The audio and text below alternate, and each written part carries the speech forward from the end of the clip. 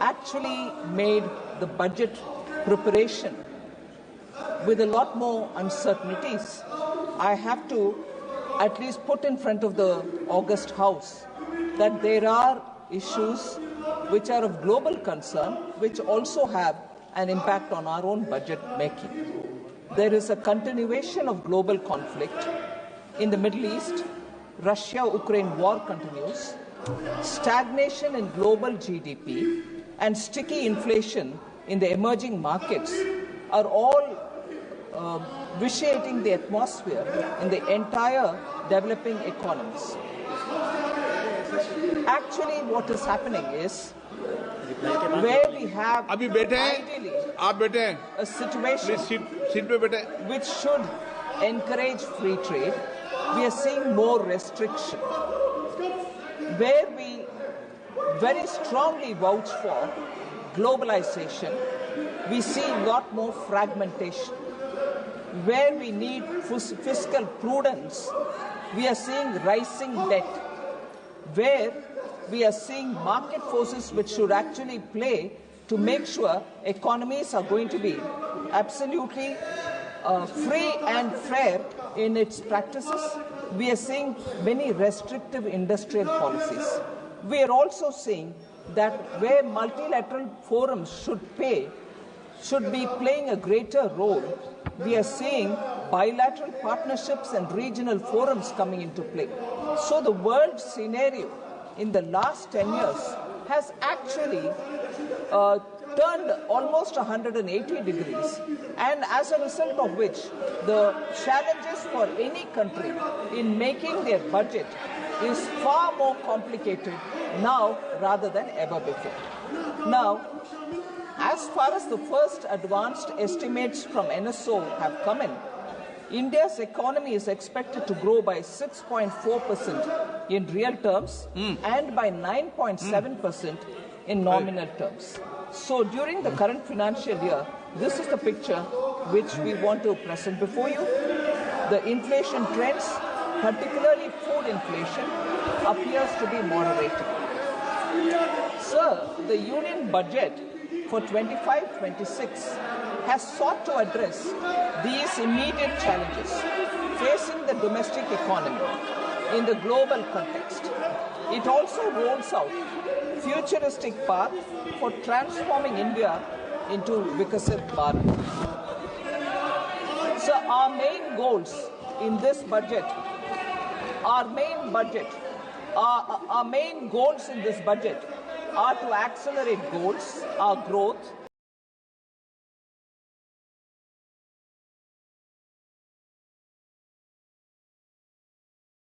secure inclusive development, invigorate private sector investments, and uplift household sentiments.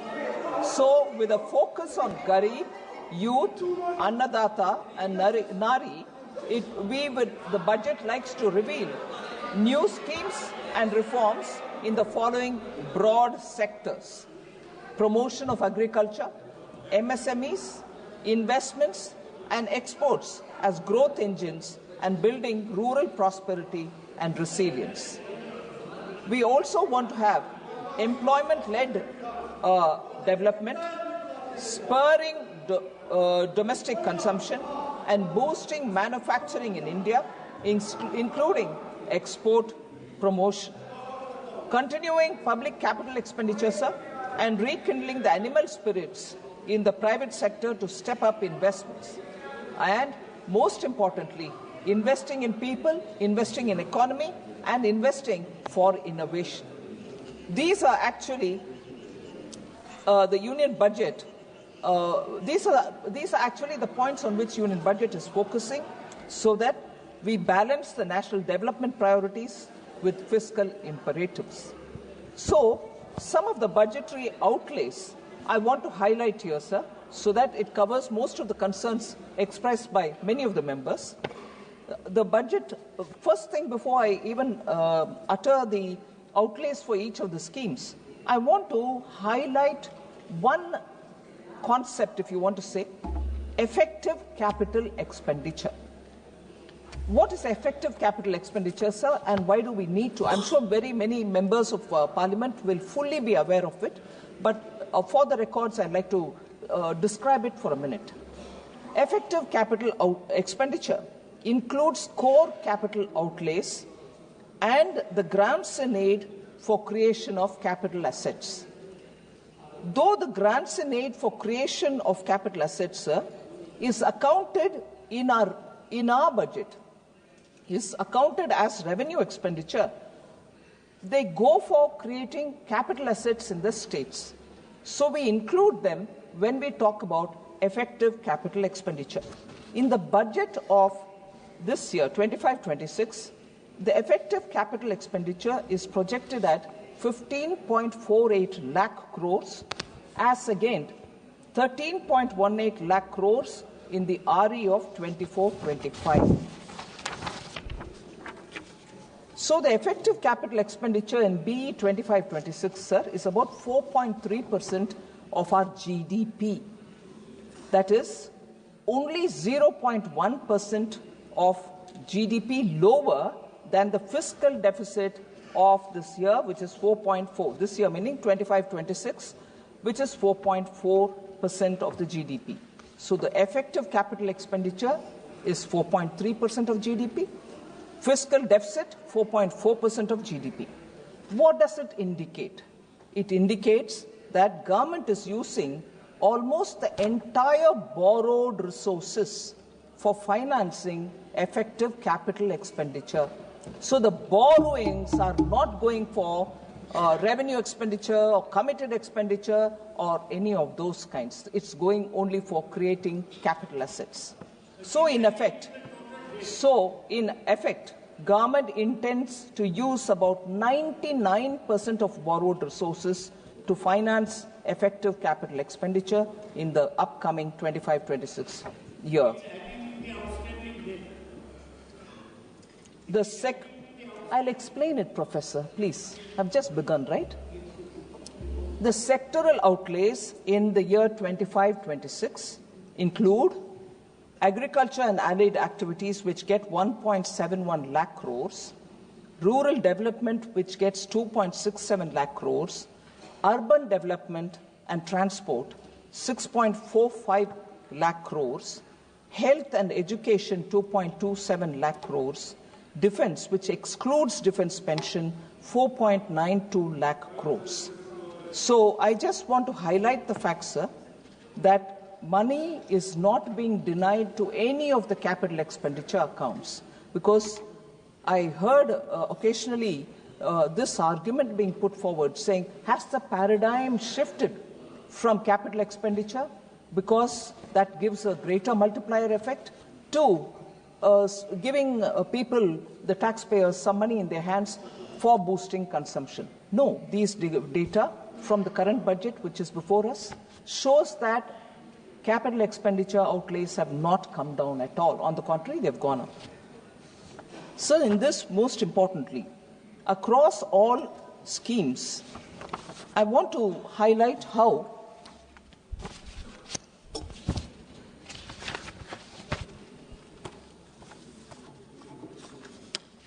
transfers to the states, that is for the year 25-26, will be 25.01 lakh crores. Transfers to the states across all schemes.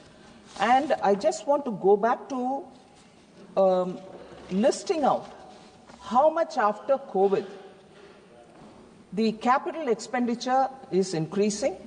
At the same time, including tax devolution, finance commission grants, and funds for centrally sponsored schemes, 50-year interest-free that we give for the states, all put together, the transfer of resources to the states is growing by the year. 2020-21, sir, 13.44 lakh crores, which is an increase from the previous year, that is 2019-20, where it was 13.19 crores. 21-22, it rose to 13.40 lakh crores. It was 4,000 slightly less because of COVID-related issues, although we targeted a higher number. But in 22-23, it was 15.56 lakh crores, which is 2.16 lakh crores more than the previous years. And that is the year when we brought in the 50-year interest-free loans for states. Interest-free 50-year loans. 23-24, 17.98 lakh crores, which is again 2.42 lakhs crore more from the previous year. 24-25, 22.91 lakh crores, 4.93 lakh crores more. And this year, the budget which is before us, 25.01 lakh crores, which is 2.1 lakh crores more than the previous year. So the amounts going to the states have not come down at all. Sir, I will seek your indulgence, sir. I want to highlight the thought and the philosophy behind our government's budget-making processes, and also how in the last 5-6 years we have set clearly some practices which are, I would think, very important from the point of view of fiscal management.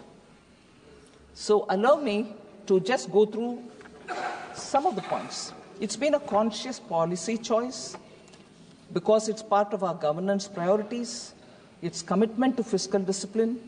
So India's development story actually presents a stark tale of two opposite approaches to budget making and also for fiscal prudence.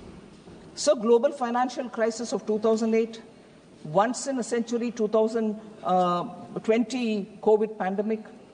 But what happened after 2008 led us to become a fragile five country, whereas what is now happening is that you see we continue to remain the fastest growing economy. I want to highlight some of the very critical steps that we have taken in the fiscal prudence approach and also in budget making. So under this government, sir, India transited from the league of fragile five to become one of the top 5 economies of the world. 2021, sir, we had the devastating pandemic.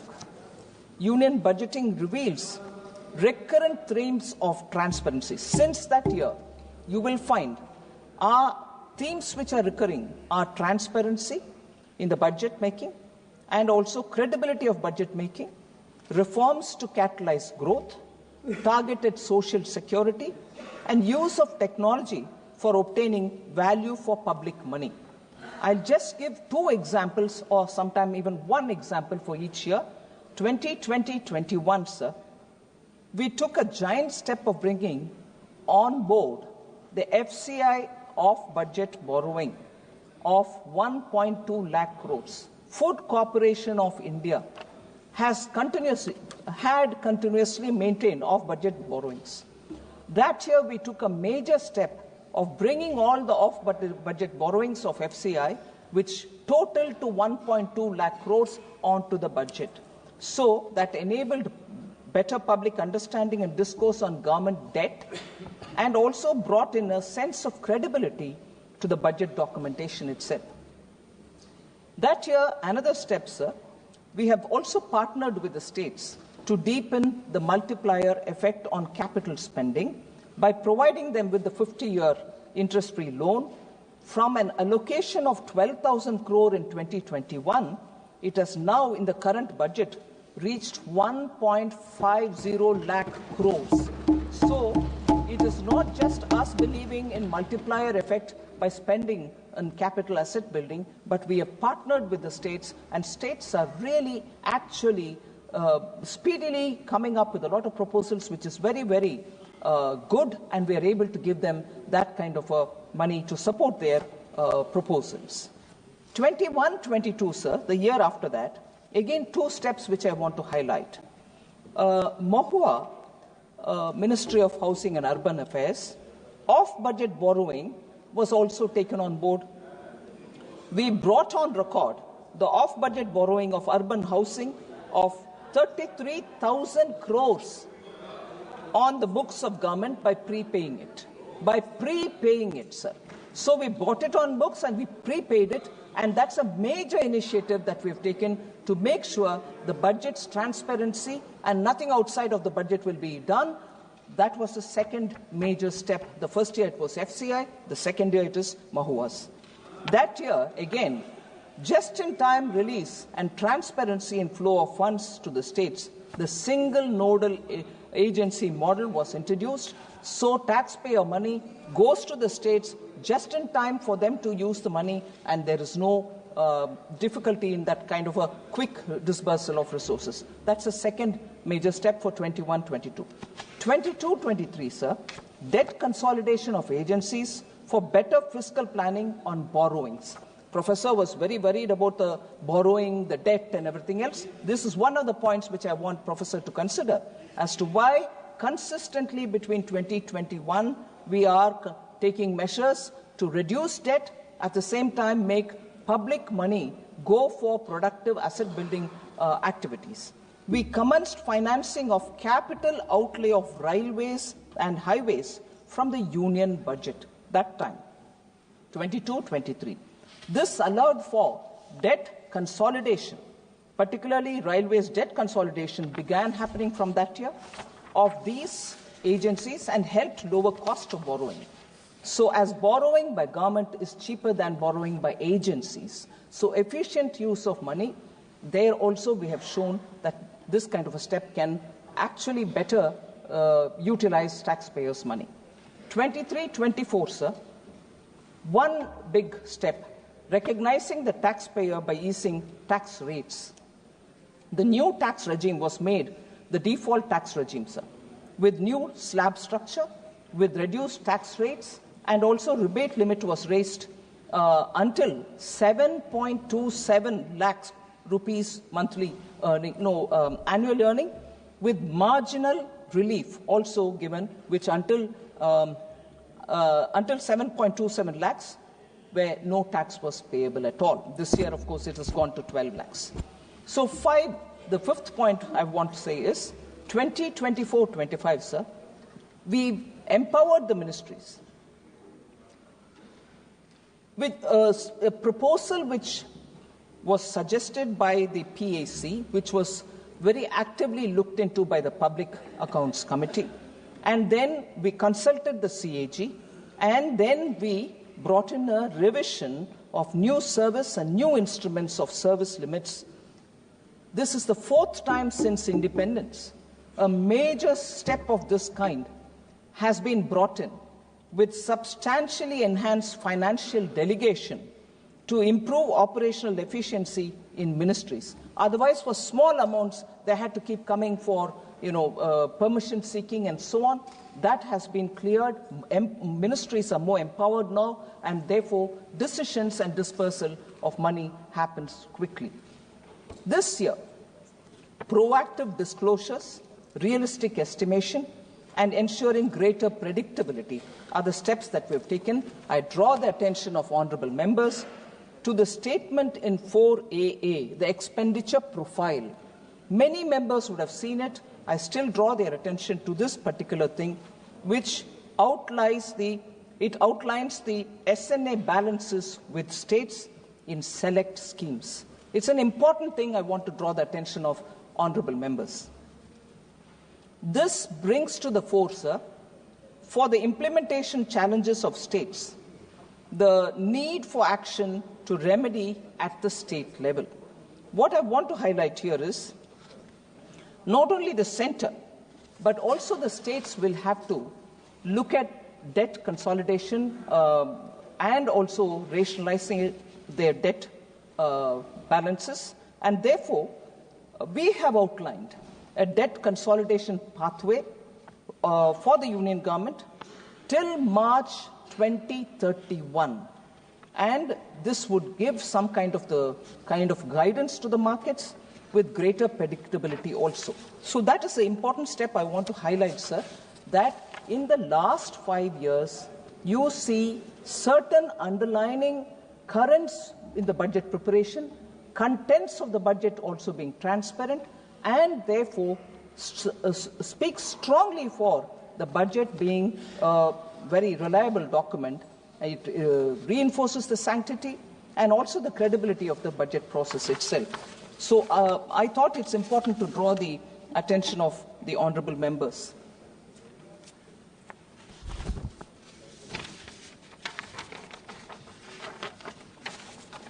So now I move to issues which have been raised by honourable members.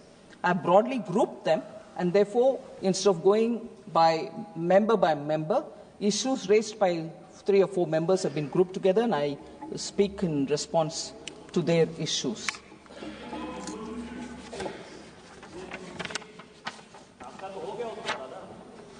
Sir, there was this concern on rising unemployment, especially among youth. Several members, I've got a list of about 11 of them who've spoken on it. I want to highlight the fact that according to the 23-24 annual periodic labour force survey, labour force participation rate has increased from 49.8% in 2017-18 to 60% in 23-24, reflecting a rise of about 10.3 percentage points. Worker population ratio, sir, has increased from 46.8% in 2017 to 17-18 to reflecting a rise of 11.4 percentage points. Unemployment rate has declined from 6% 2017-18 to 3.2% in 23-24. So the Rozgar Mela, which Honourable Prime Minister hands over appointment letters, 2.5 lakh appointment letters have been issued for central government jobs in 14 editions, which have been held till date from October 22. So the concerns about high inflation, especially food inflation. Inflation management, sir, actually receives the highest priority of this government. Overall, retail inflation is within the notified tolerance band of 2.6%, 2 to 6%, sir. And there are very many parameters which we keep monitoring so that affordable rates, food materials are distributed to people. I've said this before, I'll repeat some of them again. I just want to highlight the fact that food inflation, which was affected because of adverse weather conditions or supply chain disruptions, have all been attended to. We are still continuing to do it. Water levels in reservoirs are also being monitored. It has improved so that water adequacy for irrigation for rabi crop production is ensured. As of January 23rd, the reservoir level was 66.1% of the current live storage capacity. As per RBI, sir, the latest meeting of the MPC that they held on 7th February, CPI inflation for 25-26 is projected lower at 4.2%.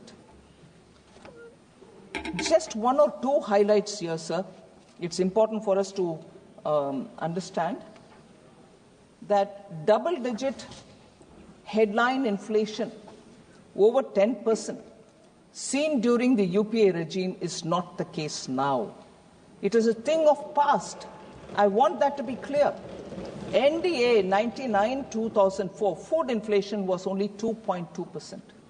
UPA 1 2004 to 2009 food prices soared to 6.5%, creating pressure on household budgets.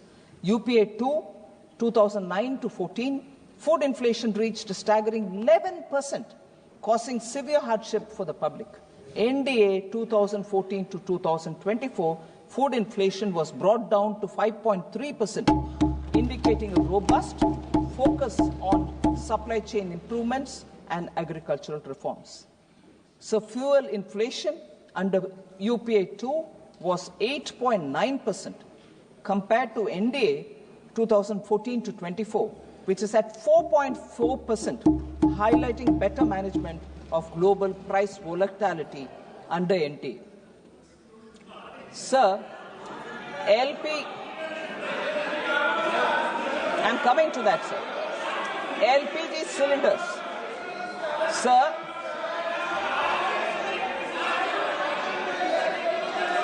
LPG cylinders, sir. Before April 2014, nearly 45% of Indian households did not have access to clean cooking fuels. In contrast, LPG coverage under NDA has reached near saturation. Total domestic active LPG customers have more than doubled from 14.52 crores in April 2014 to 32.89 crores as of December 2024. After a targeted subsidy of 300 rupees a cylinder for PM Ujjwala Yojana consumers, the Government of India is providing 14.2 kg LPG cylinders at an effective price of 503 rupees per cylinder in Delhi, which is available for more than 10.33 crore Ujjwala beneficiaries across the country.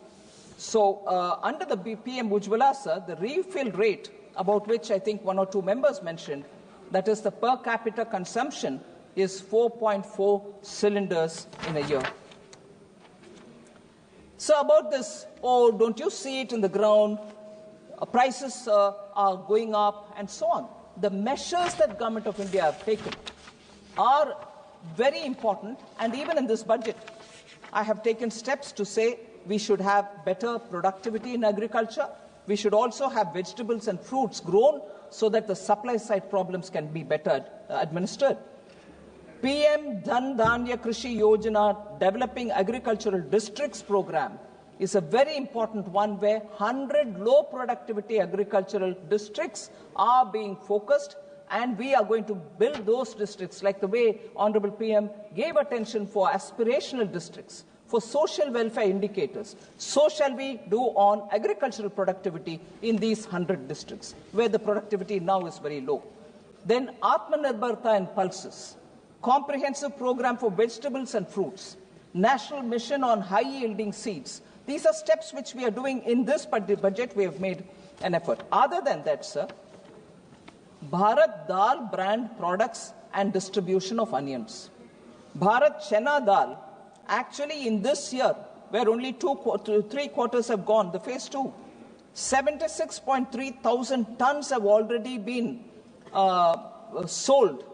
Total quantity which we want to reach is 13.08 lakh tons.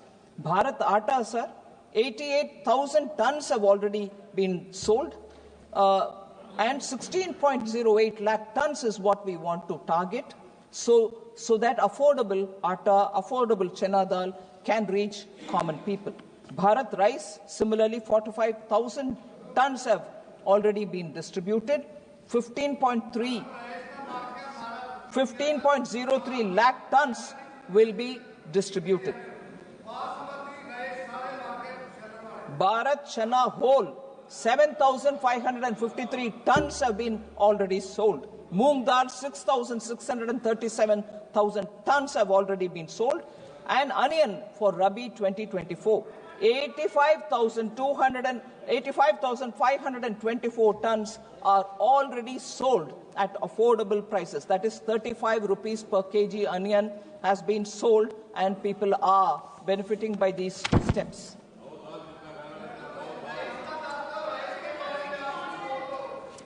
Sir, I want to come to the third point which people have raised, depreciation of the Indian rupee, on which several honourable members have spoken. I want to respond to that, sir. Various domestic and global factors influence the exchange rate of Indian rupee, such as the movement of dollar index, trend in capital flow, level of interest rates, movement in crude prices, current account deficits, etc. So the currency volatility across major countries is really extensive, sir. You get information on that. The US dollar index rose 6.5% during October 24 to January 25. Are you, sir? Usme bhi aa rahi hu. Aa rahi hu. Major Asian currencies such as South Korean won, Indonesian rupiah, Malaysian ringgit depreciated by 8.1%, 6.4% and 5.9% respectively in this period. G10 currencies, sir, also depreciated during this period by more than 5.5%. So, for instance, Japanese yen depreciated by 7.0%, British pound 6.6%, and 5.8% is the euro. So, this is even acknowledged. It might be helpful to quote this, sir, by the former RBI Governor, Sri Raghuram Rajan, who even participated in the Bharat Jodo Yatra. Raghuram Rajan, sir, former RBI Governor, on 15th January 2025, this year January, said, and I quote, yes, I quote it. We'll quote all of them. No worries. Yes. I'll quote all of them in the context. Now, this is the context in which I want to quote it.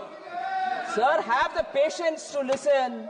You can always question me. You questioned almost for 3 days. I'm coming back to give my reply.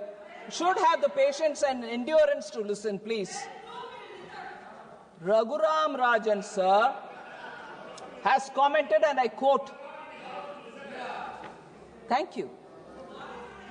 The fixation, yes, thank you very much.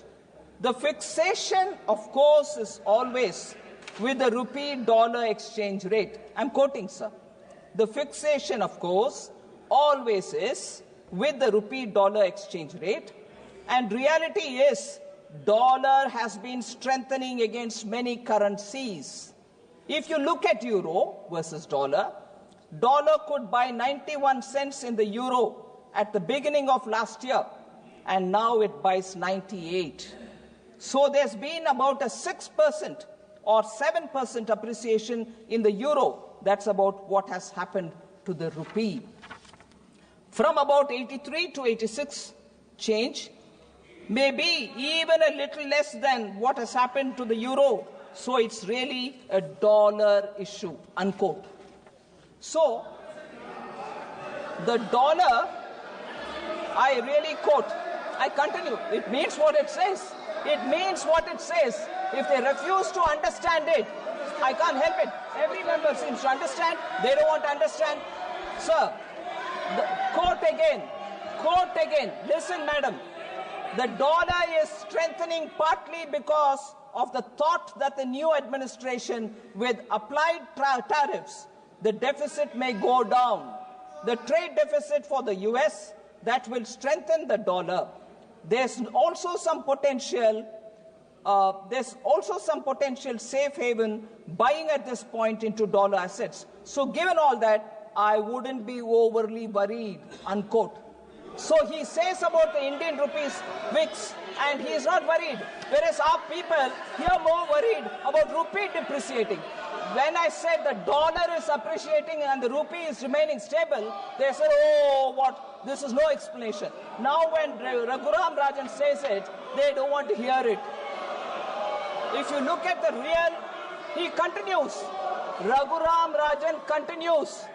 If you look at the real effective exchange rate of the rupee, yes, listen to this, please. If you look at the real effective exchange rate of the rupee, it has not depreciated that much. So that's what it means. He summarized it in one sentence. If you look at the real effective exchange rate of the rupee, it has not depreciated that much. Some nominal depreciation might be useful for exports, unquote. Sir, no, we won't accept it because it doesn't suit us. Sir, decline in household savings, household debt increased, was also a point which at least 3-4 members have spoken. I want to say some facts for them. Household savings consists of net financial plus physical savings, increased by a compound average growth rate of 8.9% CAGR from 2019-20 to 22-23. There is a reallocation of savings by households to real assets. In the post-COVID period, sir, household real estate investments have increased considerably. The share of savings in physical assets in gross household savings has steadily increased from 30.8% in 2015-16 to 42.7% in 22-23. So, according to the National Account Statistics, household savings in physical assets have increased by a compound average growth rate of 15.6% from 2019-20 to 22-23.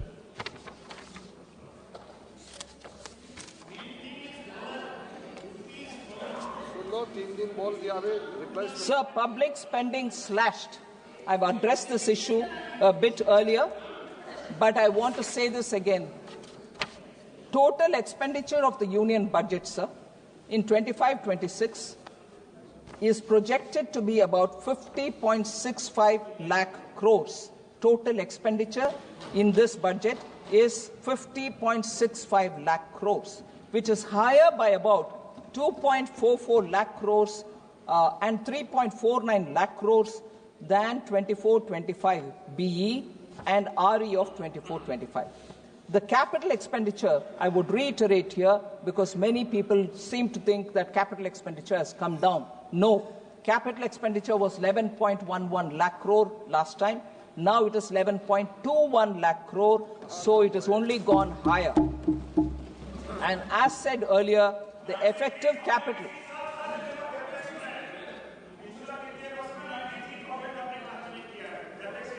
नहीं, बोलती हूँ उसके ऊपर. The effective capital expenditure for 25-26 is pegged at 15.48 lakh crores. The net additional spending, sir, the net additional expenditure, this is important, I'd like to seek the attention of the House. The net additional expenditure of 2.44 lakh crores, which is higher, that is, in BE 20-25-26 over 2024-25, is mainly going to finance three major items. Interest payment, 1.13 lakh crores. Central sector schemes, 1.06 lakh crores. Centrally sponsored schemes, 0.35 lakh crores. Sir, we also, and I want this to be, again, with your indulgence, I seek honourable members' attention on this point. We also had the onerous burden of repayment of oil, fertilizer and FCI bonds raised during the UPA era. UPA time oil bonds, UPA time fertilizer bonds and FCI bonds are being repaid now. This year and the coming year, the budget which is before us, we will be paying just the interest and not the principal amount. And what is the interest, sir? 24-25, the current year, 5,946 crore has just gone for interest on oil and FCI bonds taken during their time. Now, 3,524 crores will go for just the interest in 25-26 budget. Actually, what is the principal, sir? Just for the records, 24-25, the principal due is 44,701 crores. 25-26, the principal is 40,464 crores. So let's not forget debt considerations, worries about debt, money is going for interest payments, sir. Professor should take cognizance of the fact. Sir, also, I just want to highlight, for instance, public spending outlays in health, education, social welfare, rural development have increased from 4.16 lakh crore to 5.54 lakh crores between 2021 to 25-26. So there is no cut in any of these. Repeatedly we have people asking questions. It's okay to ask questions, but I'm giving you the answer that nothing has come down there. So fiscal consolidation was another issue on which many members were worried, saying, is it being done at the cost of public spending and social sector spending? Education budget reduced, PM Poshan, Jal Jeevan Mission, Aabas Yojana have all of them come down, post-metric scholarships. I'd like to answer all of them, sir. Social welfare, the budget has increased from 56,501 crore in 24-25 to 60,052 crore in 25-26, not gone down, from 56 to 60. I'll come. Education, sir. 25,000 crore था. Education, sir. 1.26 lakh crore in 24-25 has gone to 1.29 lakh crore in 25-26. Education का भी कम नहीं हुआ, ऊपर से ज़्यादा हुआ. Health, 89,287 crores in 24-25 has gone to 98,311 crore in 25-26.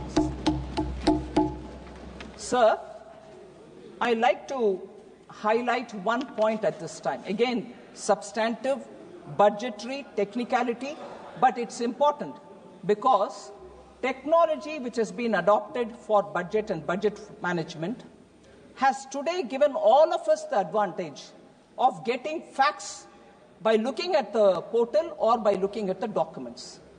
Nothing can be hidden in this day and age because of technology. And therefore, I'd like to draw the attention of the honorable members for a statement which has been provided called expenditure profile. It's a statement 4AA. I want to show how unspent balances are remaining and how much is it totaling to unspent balances. 1 lakh crore as of 31st December 2024. How unspent balances are remaining, and for us to see it, sir, the expenditure profile statement.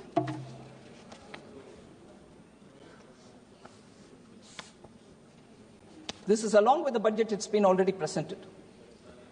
1,395.45 crores is lying either in the SNA account or in the treasury or in an escrow account in the states. In the states. 1,395.45 Rashtriya Krishi Vikas Yojana. On that head of account, this much money is lying there yet to be utilized. 4,636.55 crores is lying in the states, assistance to state agencies for intra-state movement of food grains and the FPS dealers margin under NFSA. National Food Security Act. Many honorable members are really concerned, and I can understand the concern. But if money is lying in the accounts, if you just give the utilization or raise the bills, you get the money. It is in your account there, SNA account there. Please take it. It's already in your account. But no, you're not giving money for Food Security Act. Why not? We are giving the money. It's there. Would you like to use it? This is a statement attached to the budget documents. I would like the honorable members to see where the money is lying. And despite that, more is being asked. You ask more, no problem. The moment you use this, we'll give more. Yes. The next, Samagra Shiksha. 11,516 is lying there in the states. Would you please use it?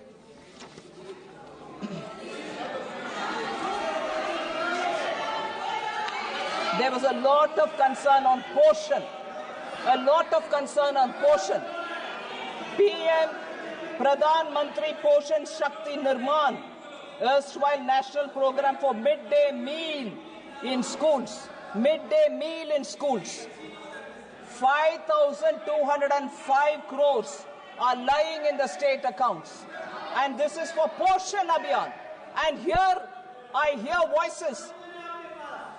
प्रधानमंत्री जी, बच्चों का nutrition के ऊपर आपको कोई ध्यान नहीं है क्या? अरे पैसा आपके अकाउंट में है भाई, यूटिलाइज करो. हमने तो दे दिया पैसा, आप क्यों नहीं यूटिलाइज कर रहे हो? मुझसे पहले हमें क्यों पूछ रहे हैं? So, go use it. This document is available.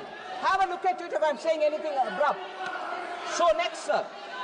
These are not chota-mota amounts. These are big amounts. I want to ask question, therefore. Sir, flexible pool for RCH and health system. Sir, I've heard health minister Jagat Prakash Nadda ji. No, you can always ask me, Supriya ji, all the questions, but I've heard you all. I want to come up with my answer.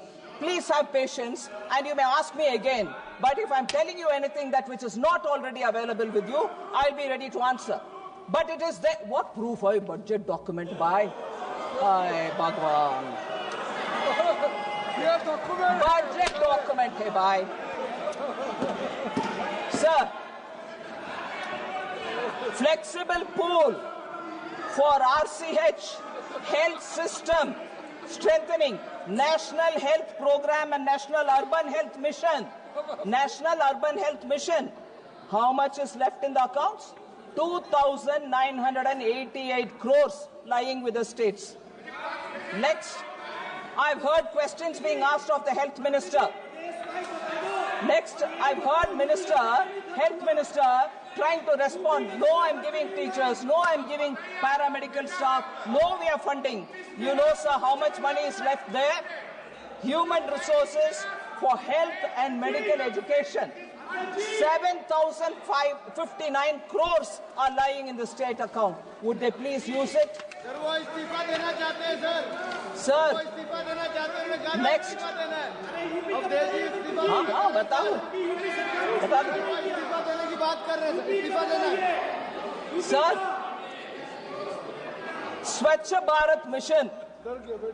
Sometimes they raise questions saying, was it necessary for Honorable PM to speak about Swachhata on the ramparts of Red Fort? He spoke and he's carrying the mission forward, and as a result, World Health Organization has said health has improved among women and children, and those which we heard many members speak. I want to show how much in the Swachh Bharat mission urban money is left with the states. 12,319 crores are with the states. Please spend it. Please spend it. Sir, Amrit, another. They are very concerned about urban.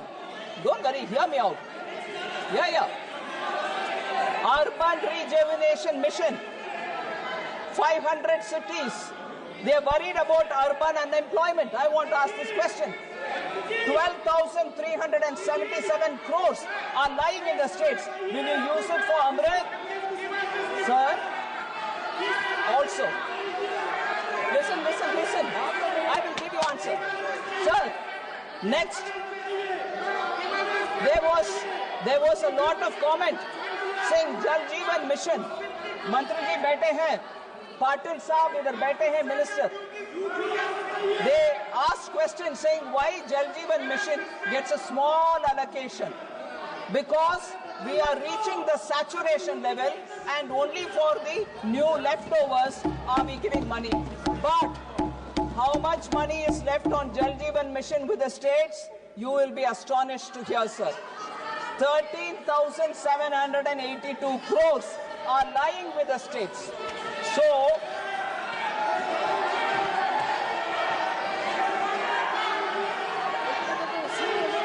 sir, I'm not letting this list go. So pardon me.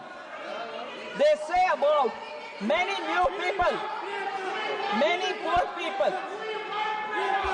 Dharmendra ji बैठ जाओ. We want people to hear. आपकी सरकार नहीं है, बैठ जाओ. We want people to hear. We want people to hear.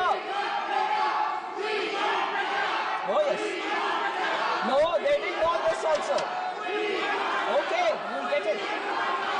Sir, they say PM Awas Yojana, Gramin Urban. They didn't have any number. 14,000 is left with the states for Gramin. Mahatma Gandhi National Rural Guarantee Program. 4,351 crores are lying with the states. Manye, please.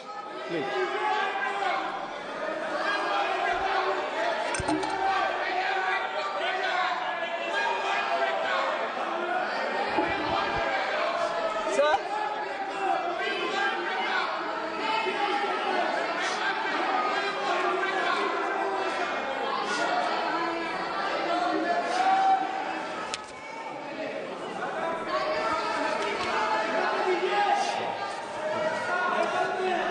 Sir, since there are some points. Sir, would you allow me, sir? I like to. Don't worry, I'll come. बैठिए बैठिए बैठिए माननीय बैठिए. I've heard you for 3 days. I'm telling you a reply. You should have the patience to hear. Kalivori ji. माननीय मंत्री जी please. No, I'm not माननीय making मंत्री sense. जी. Budget. It is budget. You can ask for it. You can ask for it. Sir, I respect Member Kalyan Banerjee. I have a lot of patient hearing whenever he stands to speak, but I also want him to have that patience when I speak, sir. I request him. हाँ, बिल्कुल बात करेंगे जी, 1 minute. हाँ, बात करेंगे. Sir, Kalyan Banerjee ji is somebody who listens. I listen patiently because he passionately speaks about Bengal. I have absolutely all respect for him. But here are some things which I have to speak because his leader who spoke that day, he was here. I was also here listening to his leader. I want to point out some things there. I know you will speak only against Bengal. What more you can do?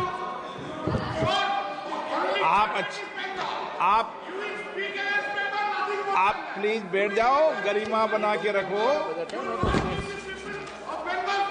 माननीय सदस्य आपकी गरिमा बनती है फिर बिगाड़ लेते हो आप. बैठो ना, आपकी गरिमा बनती है थोड़े दिन बाद फिर बिगाड़ लेते हो आप. Listen and then conclude. Yeah. Listen to me. You give us the details from outside. Okay. Yes, I'm going to give. Okay, please. I'm giving. Listen. Very well said. I'm going to say that. Sir.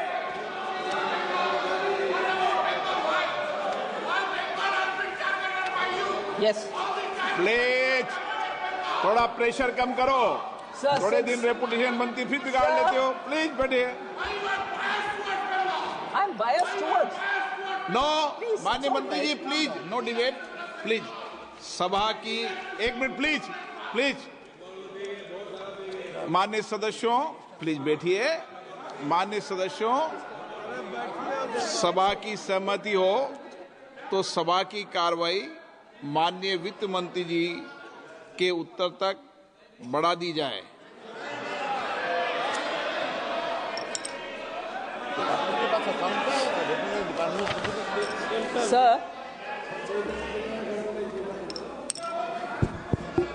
Sir, क्योंकि already budget, tell me about my state, all that comes. So that it is a biased budget.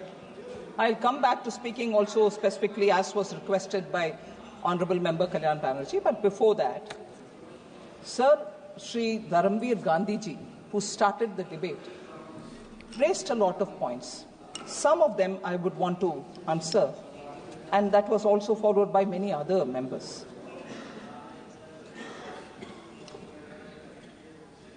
I've already mentioned that how for capital expenditure, the amount which is being given is steadily every year increasing.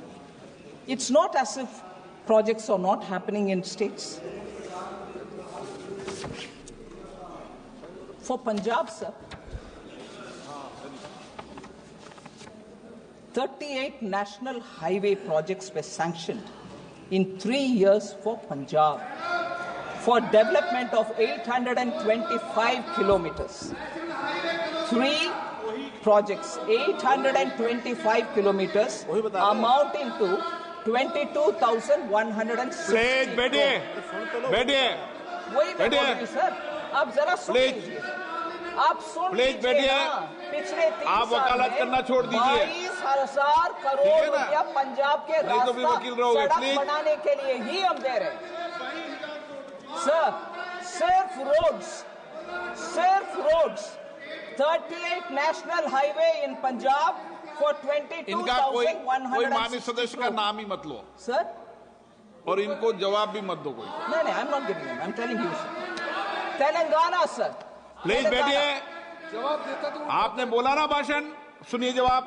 बैठिए. Telangana, sir.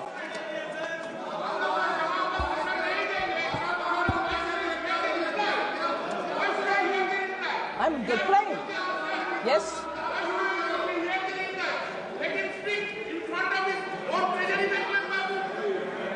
आप नहीं सुनना चाहते ना?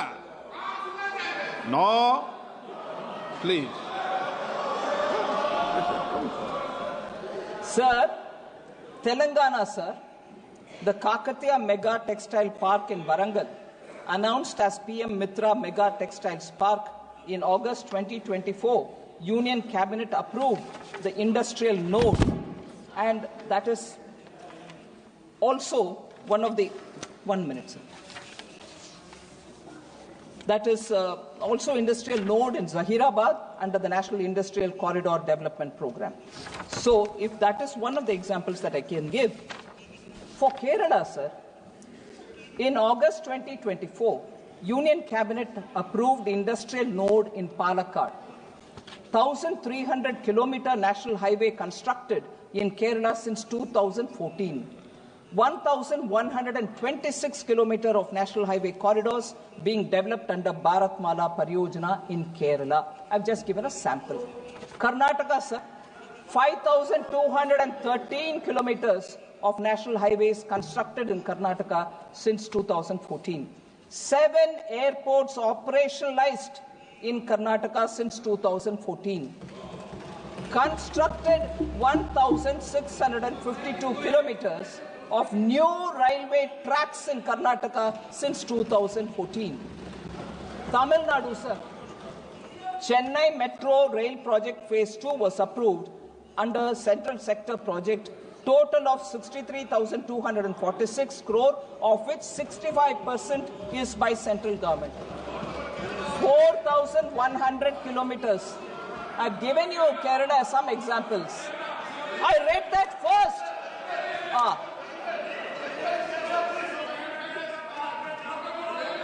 4,100 kilometers of national highways constructed in Tamil Nadu since 2014. PM Mitra Mega Textiles Park announced in aspirational district Virudhunagar. Tamil Nadu, a few examples. Himachal Pradesh, a few examples. World's longest highway tunnel, Atal Tunnel in Rohtang, constructed in 2020. AIIMS Bilaspur, inaugurated in 2022. 1,247 of national highways constructed in Himachal Pradesh since 2014. Union Budget 2024-25 said Himachal Pradesh suffered extensive losses due to floods last year. Our government will provide assistance to the state for reconstruction and rehabilitation through multilateral development assistance. Himachal Pradesh, sir. Jharkhand Purvodaya initiative announced in the Union Budget 24-25 for all-round development of the eastern region of the country. In October 23, Union Cabinet sanctioned the completion of the North Koil Reservoir project at a revised cost of 2,430.76 crores. 2,444 kilometers of national highways constructed in Jharkhand since 2014, sir. So I've given you some example. So, sir, again, there's a lot of concern about debt. I partly addressed it. I will address it even more. I'm coming to West Bengal. I'm coming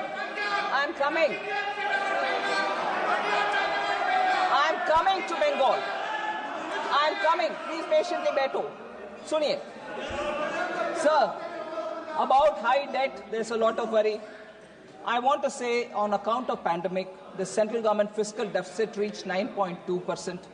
61.4% was the debt level to the percentage of GDP. But we've made strident efforts to bring down both fiscal deficit and also the debt to GDP. Since then, the fiscal deficit and debt percentage have been brought down. Now we have 4.4% of the fiscal deficit number, which is already put in place for 25-26. And for debt to GDP, sir, we have said that we will bring it down to 50% plus minus 1% by 2030-31, clearly showing that the debt of the country will come down. Central government debt will come down, and come down to that level which has been suggested by the committee which went into debt management, both of the centre and states, and what has been suggested is what we are indicating. Yeah, I'll come to that. All right. Liabilities of the central government, sir, are mostly, I want honourable members to appreciate the fact that the liabilities of the central government are mostly domestic liabilities in nature, with a small portion, which is 3.4% of the total liabilities at book value, which are external sector related. So the downside risk, because if a big number is attributed to external debt, then there will be a concern, but our external debt is not big. I want that appreciated by honourable members. Sir, it is important for us also to understand. आपने क्या कहा? सब सराहना करें. Thank you. सब सदस्य. Thank you, sir.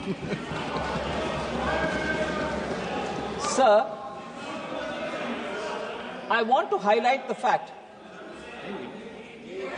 that the amount being given at different stages for different support for public sector undertakings are kindly to be recalled, sir. If huge amounts are going from the central exchequer, they are going for valid causes. One example I want to give before the honourable members. During the UPA regime, sir, BSNL's market share fallen from 19% in 2005 to just 7.96% in 2015. Repeatedly, public sector undertakings, BSNL, questions are being asked, speculation. I want to show what BSNL was like when they left and what has happened to it today. I will show with money. Due to delayed tenders. Why did the value fall? Delayed tenders. They were forced. BSNL was forced to pay for spectrum 18,499 crores when they were no position to pay at all. They were compelled to pay. And as a result, they went into deep debt themselves. Lack of timely financial support and willful neglect. Yeah.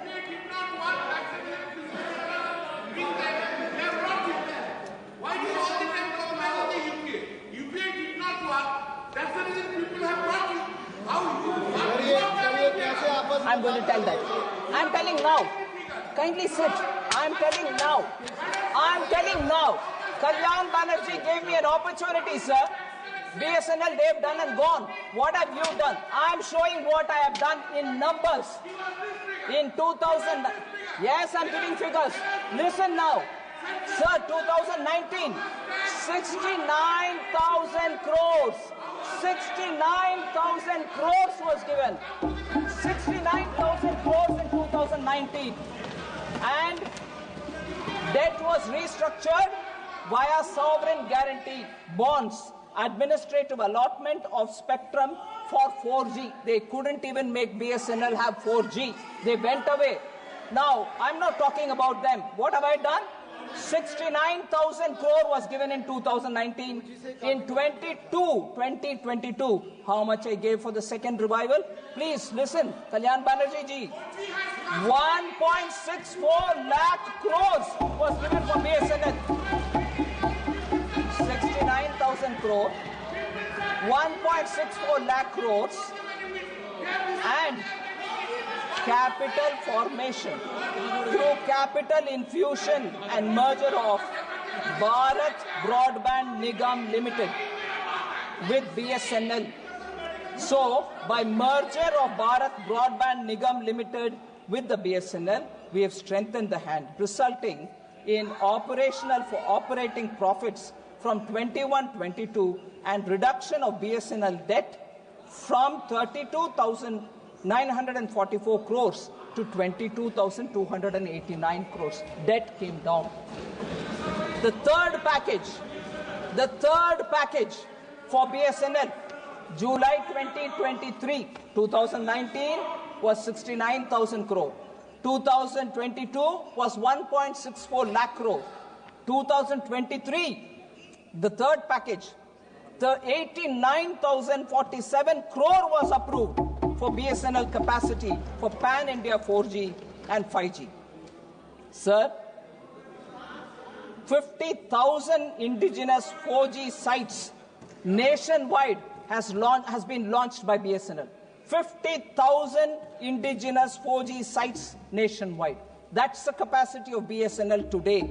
And for the first time in India, India has developed her own 4G technology stack that will be rolled out by the middle of this year.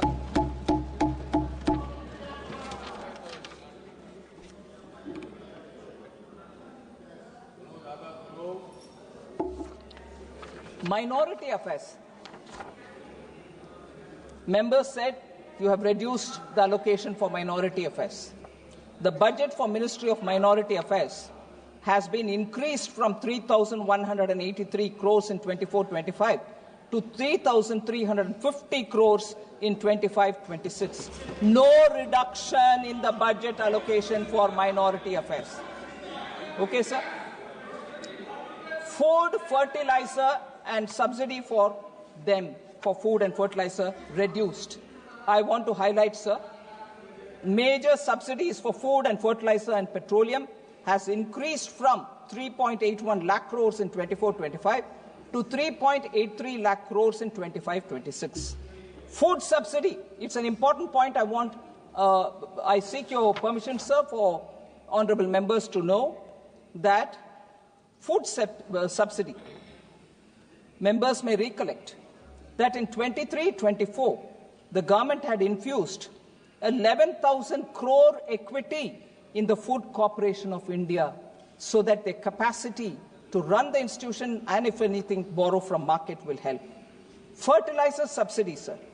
24-25, 1.64 lakh crores fertilizer subsidy was given, which has been increased to 1.68 lakh crore in 25-26. In addition, I have announced that Atmanirbharta and urea production will happen. The government had reopened 3 dormant urea plants in the eastern region, and now a 12.7 lakh metric tons capacity, annual capacity, urea plant has been opened in Namrup in Assam.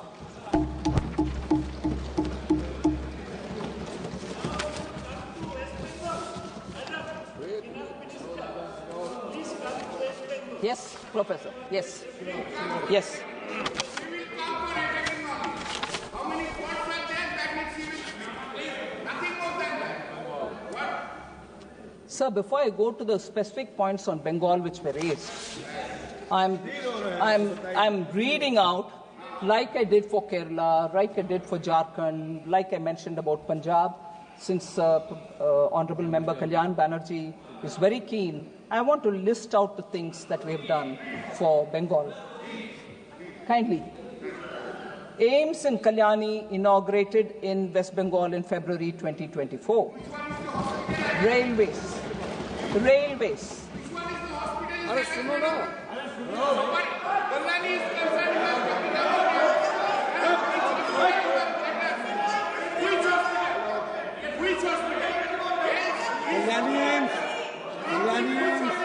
So let me.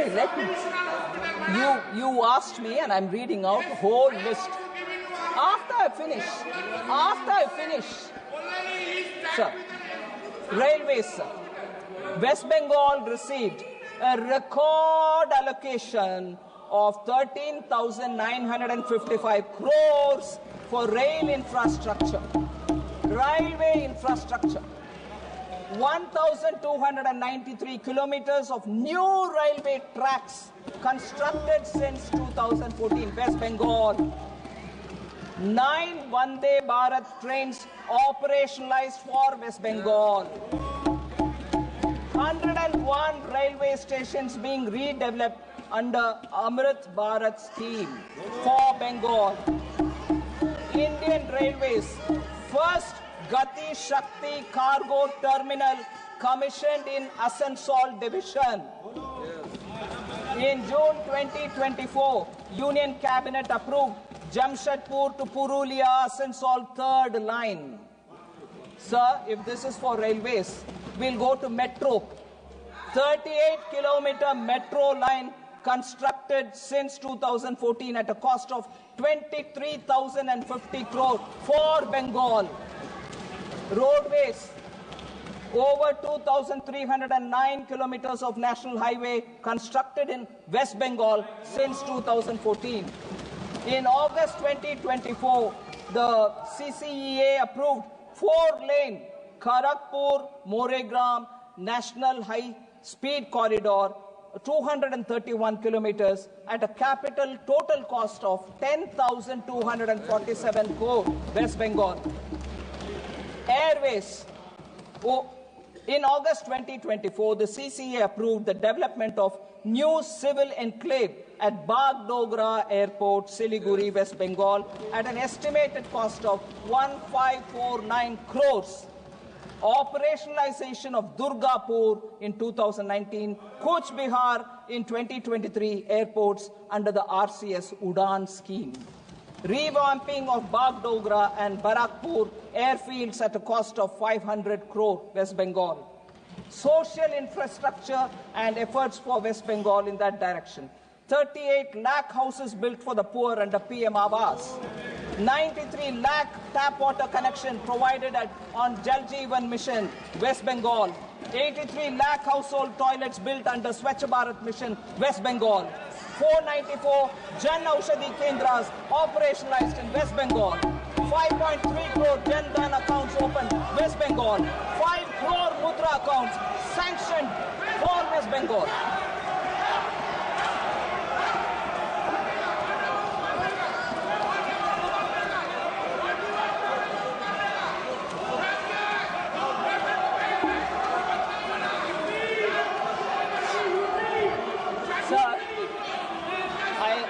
I want them to be a bit more patient. I have more things to say about West Bengal. I have more things. I'll come to you. I'll come to you. मैं आ रही हूँ. UP में आ रही हूँ. Please wait. I have more things to say about Bengal. I have more things to say for Bengal. Kindly please be waiting. Bengal, sir. आ रही हूँ Bengal. UP को आ रही हूँ. Bengal. They should be patient. I have more things. Sir.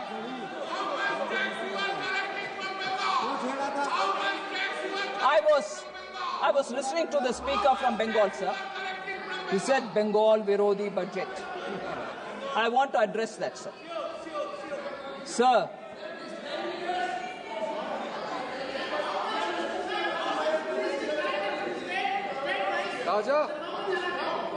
sir, Bengal MPs, sir, spoke about financial blockade. हाँ? UP आएगा। मैं आ रही हूँ, बैठिए, मैं आ रही हूँ, बैठिए, मैं आ रही हूँ, बैठिए। हाँ जी, sir, financial blockade. They charged us with financial blockade allegations. Like every other state, sir, PM Awas Yojana Gramin is being implemented in West Bengal since 2016-17.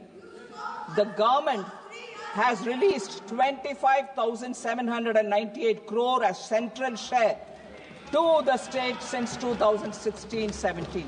25,798 crore, only central share. It's gone. However, complaints of irregularities, I will give you.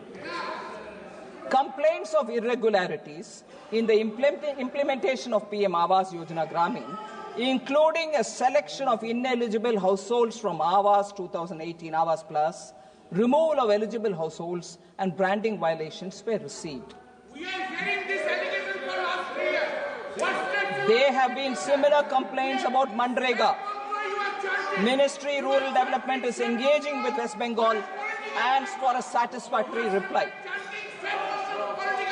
Sir, now I come to the specific data. It's ironical that Trinamool, which means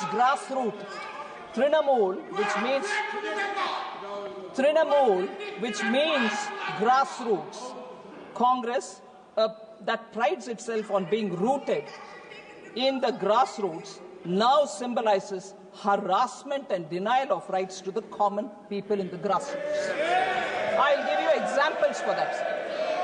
25 lakh fake job cards in Manrega. Funds meant for people at the grassroots have been looted by the carders. 100 crore midday meal fraud. 100 crore midday meal fraud. Racial mafia thriving in the state on grassroots level. Ayushman Bharat was blocked and denied health care the poor living in the grassroots.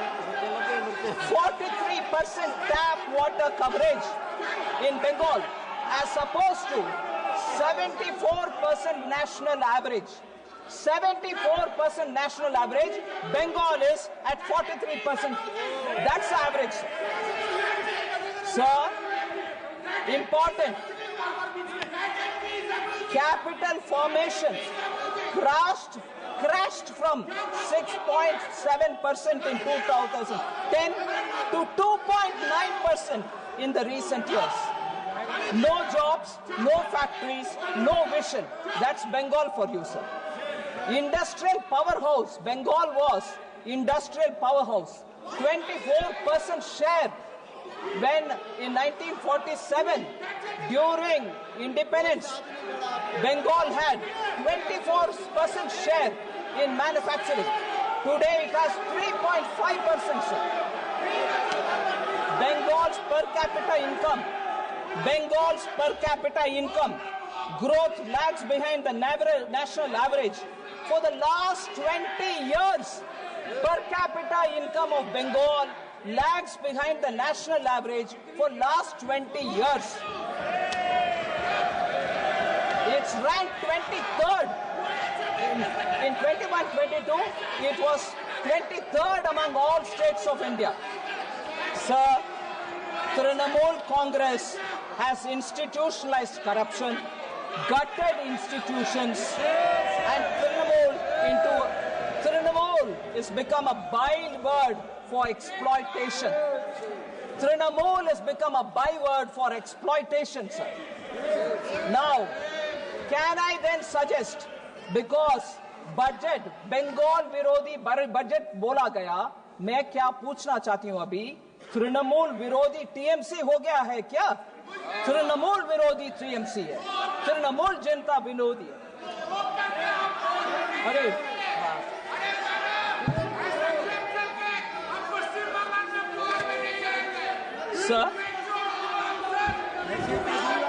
Sir, I'm coming to the last few things, sir.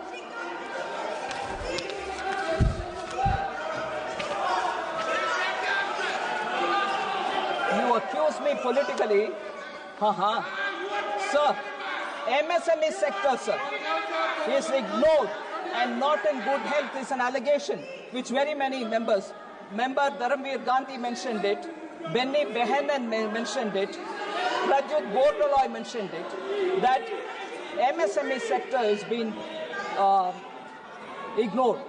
I want to say, sir, in this budget itself, we have mentioned, MSME, sir, is the backbone of Indian economy.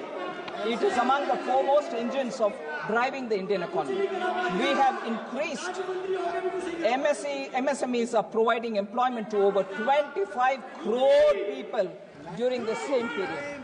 So we have increased their classification so that they can benefit both from being in the MSME and also raising more funds. So micro enterprises currently is 1, revised is 2.5.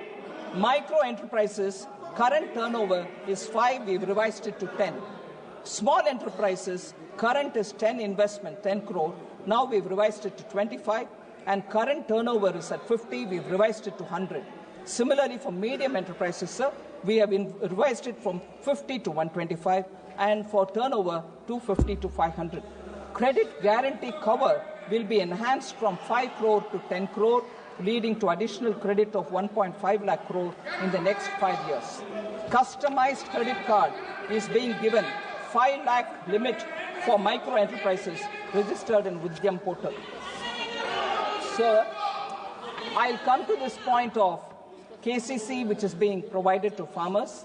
Many honorable members thought if I increase the loan capital, meaning ceiling, from 3 lakhs to 5 lakh, won't it become a reason why the farmers will be more indebted, more getting into debt?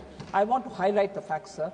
Today, this amount 3 lakh being increased for 5 lakh is purely done because otherwise they'll fall a prey to the middlemen who charge huge amounts. And this amount through KCC is more guaranteed by the government, and they don't need to give any collateral, and also for timely servicing they get interest subvention, and therefore it is better that they borrow through the bank rather than be left alone to borrow from the middleman. That is the intention with which we brought in the KCC. Nearly 8 crore farmers, sir, will be benefiting from this short-term lending, which will begin from 1st April 25-26.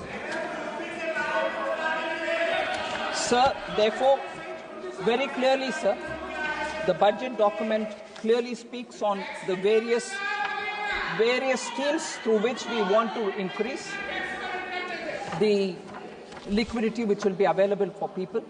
In 3 years prior to 24-25, the country's GDP growth rate averaged about 8%.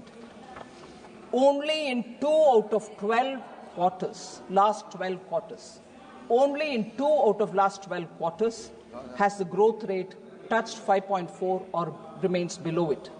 I want to inform the members that on account of strong economic foundation, a speedy rebound is happening, and we shall take measures which will, going forward, help in keeping our economy growing fastest as in the last few years. We'll continue to remain the fastest growing economy. I wish to state that private final consumption expenditure is expected to grow by 7.3% in 24-25, driven by a good rural demand. So the private final consumption expenditure is estimated to be 61.8% of the nominal GDP, which is the highest since 2002-2003, sir. So with these words, I'd like to thank all the honorable members who participated in the demand and in the budget discussion, and I thank you for your indulgence.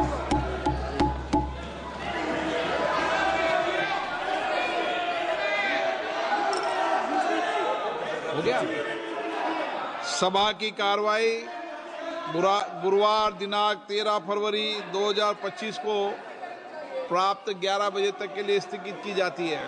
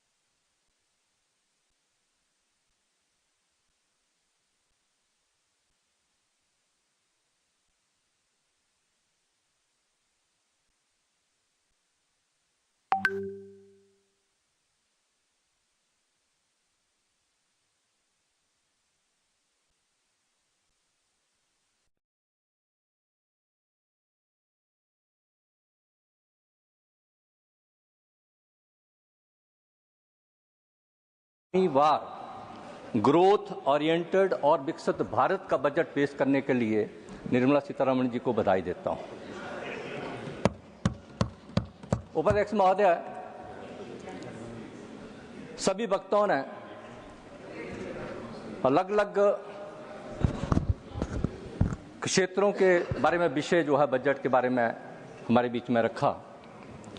मैं कुछ बातें सदन के बीच में रखना चाहता हूं। ये बजट 140 करोड़ भारतीयों की आकांक्षाओं और आशाओं के अनुरूप देने के लिए मैं देश के यशस्वी प्रधानमंत्री आदरणीय नरेंद्र मोदी जी का भी आभार प्रकट करता हूं, क्योंकि इस बजट में समाज के हर वर्ग के लिए, चाहे वो युवा हो, महिला हो, कर्मचारी हो, मजदूर हो, SC, ST, OBC हो, हर वर्ग के लिए इस बजट में कल्याणकारी योजनाएं समाहित हैं।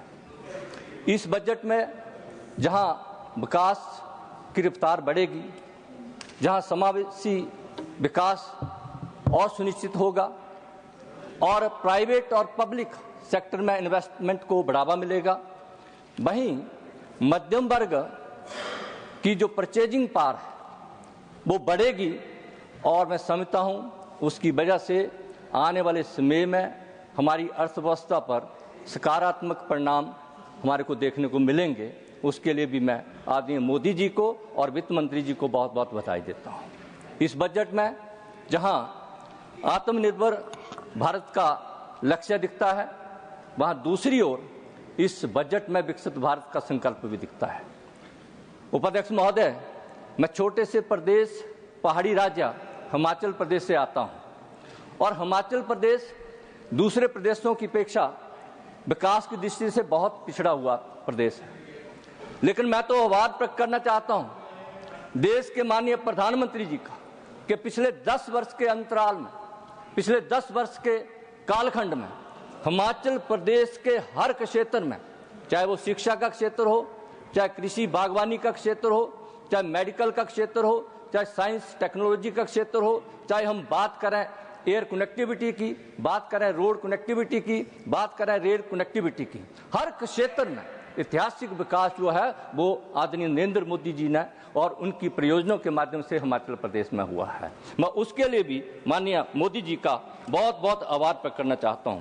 मान्यवर, में कुछ योजनाएं जो पिछले 10 वर्ष के कालखंड में हिमाचल प्रदेश में जो केंद्र सरकार ने शुरू की थी और वो कंप्लीट भी हो गई है, लगभग 70% जो है वो प्रोजेक्ट कंप्लीट हो गए हैं, 30% पे जो है वो काम चला हुआ है।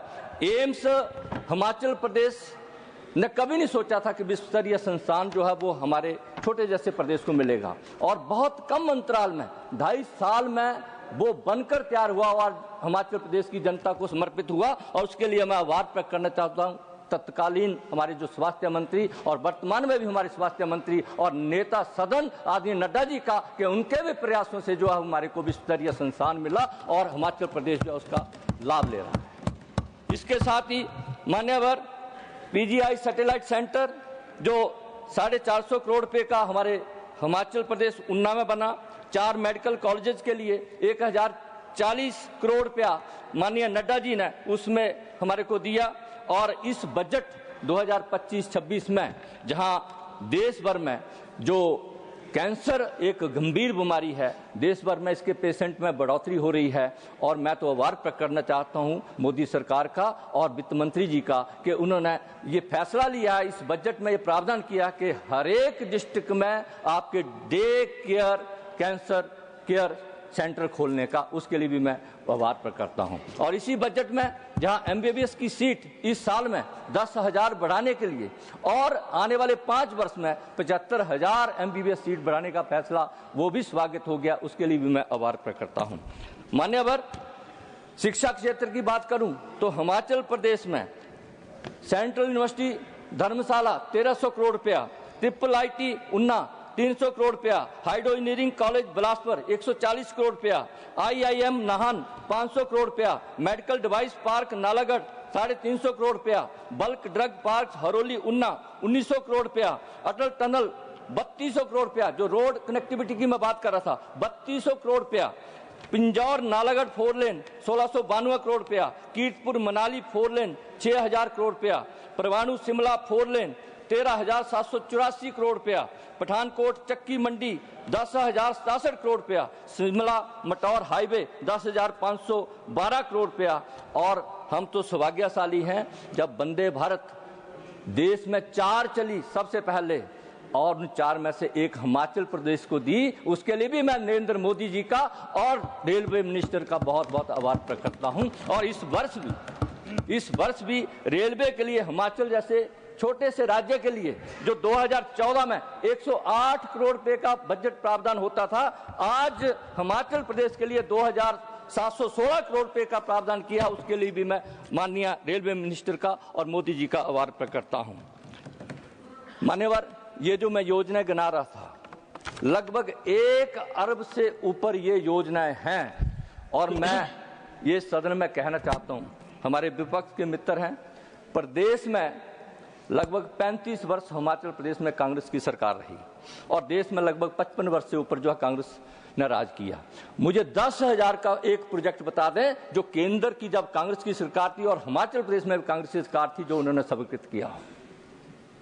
मान्यवर, आज हिमाचल प्रदेश दूसरे प्रदेशों के साथ जो है वो आगे बढ़ रहा है। उपाध्यक्ष महोदय, रिफॉर्म, परफॉर्म और ट्रांसफॉर्म के संकल्प के साथ देश की अर्थव्यवस्था लगातार आगे बढ़ रही है और मोदी सरकार की पिछले 10 वर्ष की आर्थिक नीतियों की वजह से और बेहतर आर्थिक नियोजन की वजह से और कुशल वित्तीय प्रबंधन की वजह से जो 2014 में जो भारतीय अर्थव्यवस्था 14वें नंबर पर थी, आज वो 5वें नंबर पर आ गई है। और नरेंद्र मोदी जी के नेतृत्व में मुझे पूरा विश्वास है आने वाले 2027 में देश की अर्थव्यवस्था 3रे नंबर की अर्थव्यवस्था बनेगी, ये भी मुझे पूरा विश्वास है। मान्यवर, कोरोना महामारी के बावजूद और वैश्विक विभिन्न चुनौतियों के बावजूद वर्ष 2021 और 24 के बीच में भारत में 8% की दर से विकास किया। ये छोटी बात नहीं है, बहुत बड़ी बात है। और आज भी ग्लोबल जो ग्रोथ रेट है उसमें भारत का 15% योगदान है और IMF जो इंटरनेशनल मॉनेटरी फंड है उसके अनुमान के अनुसार 2028 तक भारत का 18% जो है योगदान जो है वो वर्ल्ड ग्लोबल ग्रोथ रेट में होगा। ये भी हमारे लिए बहुत सुखद, ये माननीय मोदी जी की आर्थिक नीतियां और वित्त मंत्री जी के कुशल वित्तीय प्रबंधन को दर्शाता है। मान्यवर, एक समय ऐसा था जब भारत अंतर्राष्ट्रीय एजेंसियों के पास लोन लेने गया तो हमारे भारत को मना कर दिया गया क्योंकि हमारे पास गिरवी रखने के लिए फॉरेन एक्सचेंज नहीं थी। लेकिन आज जब हम ये कहते हैं कि 11वें से 5वें नंबर पर हमारी अर्थव्यवस्था आई है, मुझे ये भी कहते हुए गर्व महसूस हो रहा है कि आज भारत विश्व का 4था ऐसा देश है जिसके पास सबसे ज्यादा फॉरेन एक्सचेंज रिजर्व है, $640.3 बिलियन। आज विश्व की 10 बड़ी इकोनॉमी की हम बात करें, 10 बड़ी इकोनॉमी में आज सबसे बढ़िया ग्रोइंग इकोनॉमी कोई है तो हमारी भारतीय अर्थव्यवस्था है।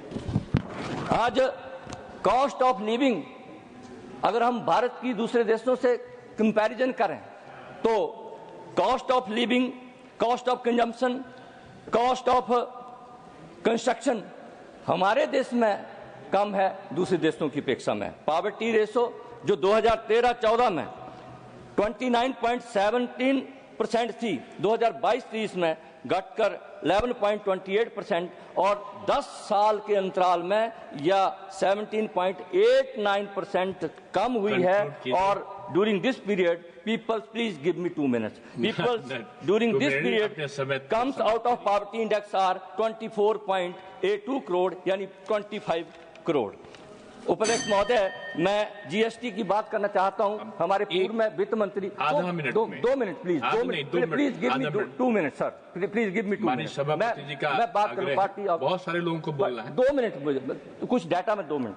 जीएसटी की मैं बात करूं, हमारे एक मिनट में बोलिए। सामने वाले मित्र ही लाए थे, लेकिन उसको इम्प्लीमेंट करने का काम किसी ने किया तो मोदी जी ने किया है। और जब जीएसटी नहीं था तो हमें जो है 35 से 40% जो है वो टैक्स देना पड़ता था, और जीएसटी लगने के बाद 18%, और जीएसटी की वजह से जो 2018 में इसकी कलेक्शन 0.9 लाख करोड़ थी, और आज वर्तमान में 1.95 करोड़ जो है वो इसकी कलेक्शन जो है वो हो रही है। फिजिकल एक्सचेंज रेट डेप्रिसिएशन के अभी मित्र हमारे बात कर रहे थे, एक्सचेंज रेट डेप्रिसिएशन अब 6.3% से घटकर जो 3.1% हो गई है। जो आप बात कह रहे थे वही मैं बात कह रहा हूँ। Fiscal deficit as a percentage of GDP जो 2024-25 में हमारा 4.9% था, आज घटकर 4.4% रह गया। Revenue deficit as a percentage of GDP जो 1.9 से घटकर 1.5% रह गया है।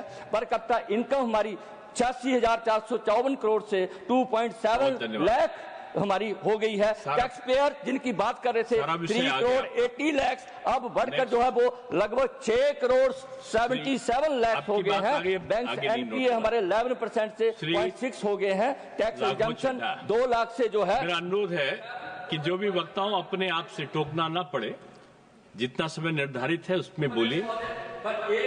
अब हो गया आपका बात, अब नेक्स्ट में आप रखिएगा।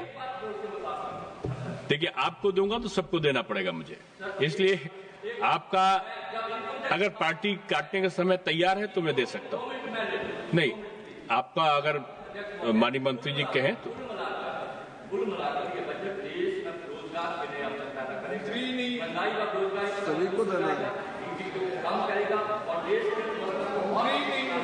इसलिए मैं पुनः आदरणीय मोदी जी का और निर्मला सीतारमण जी का ऐसा बजट। सर शुरू करें सर। बिल्कुल 37 मिनट है आपके। सर मुझको विश्वास है कि आप समय पे समाप्त करेंगे। हाँ जी बिल्कुल करेंगे सर। सबसे पहले तो सर आपका धन्यवाद कि आपने यूनियन बजट 2025-26 पर आम आदमी पार्टी की ओर से मुझे बात रखने का मौका दिया। सर इस बजट को सरकार ने मिडिल क्लास का बजट कहकर बताया और कहा कि ये मिडिल क्लास की सारी समस्याओं का हल है इस बजट में। तो सबसे पहले सर मैं मिडिल क्लास की चर्चा करना चाहूंगा, उसके बाद अपने भाषण के अन्य भागों पे जाता जाऊंगा।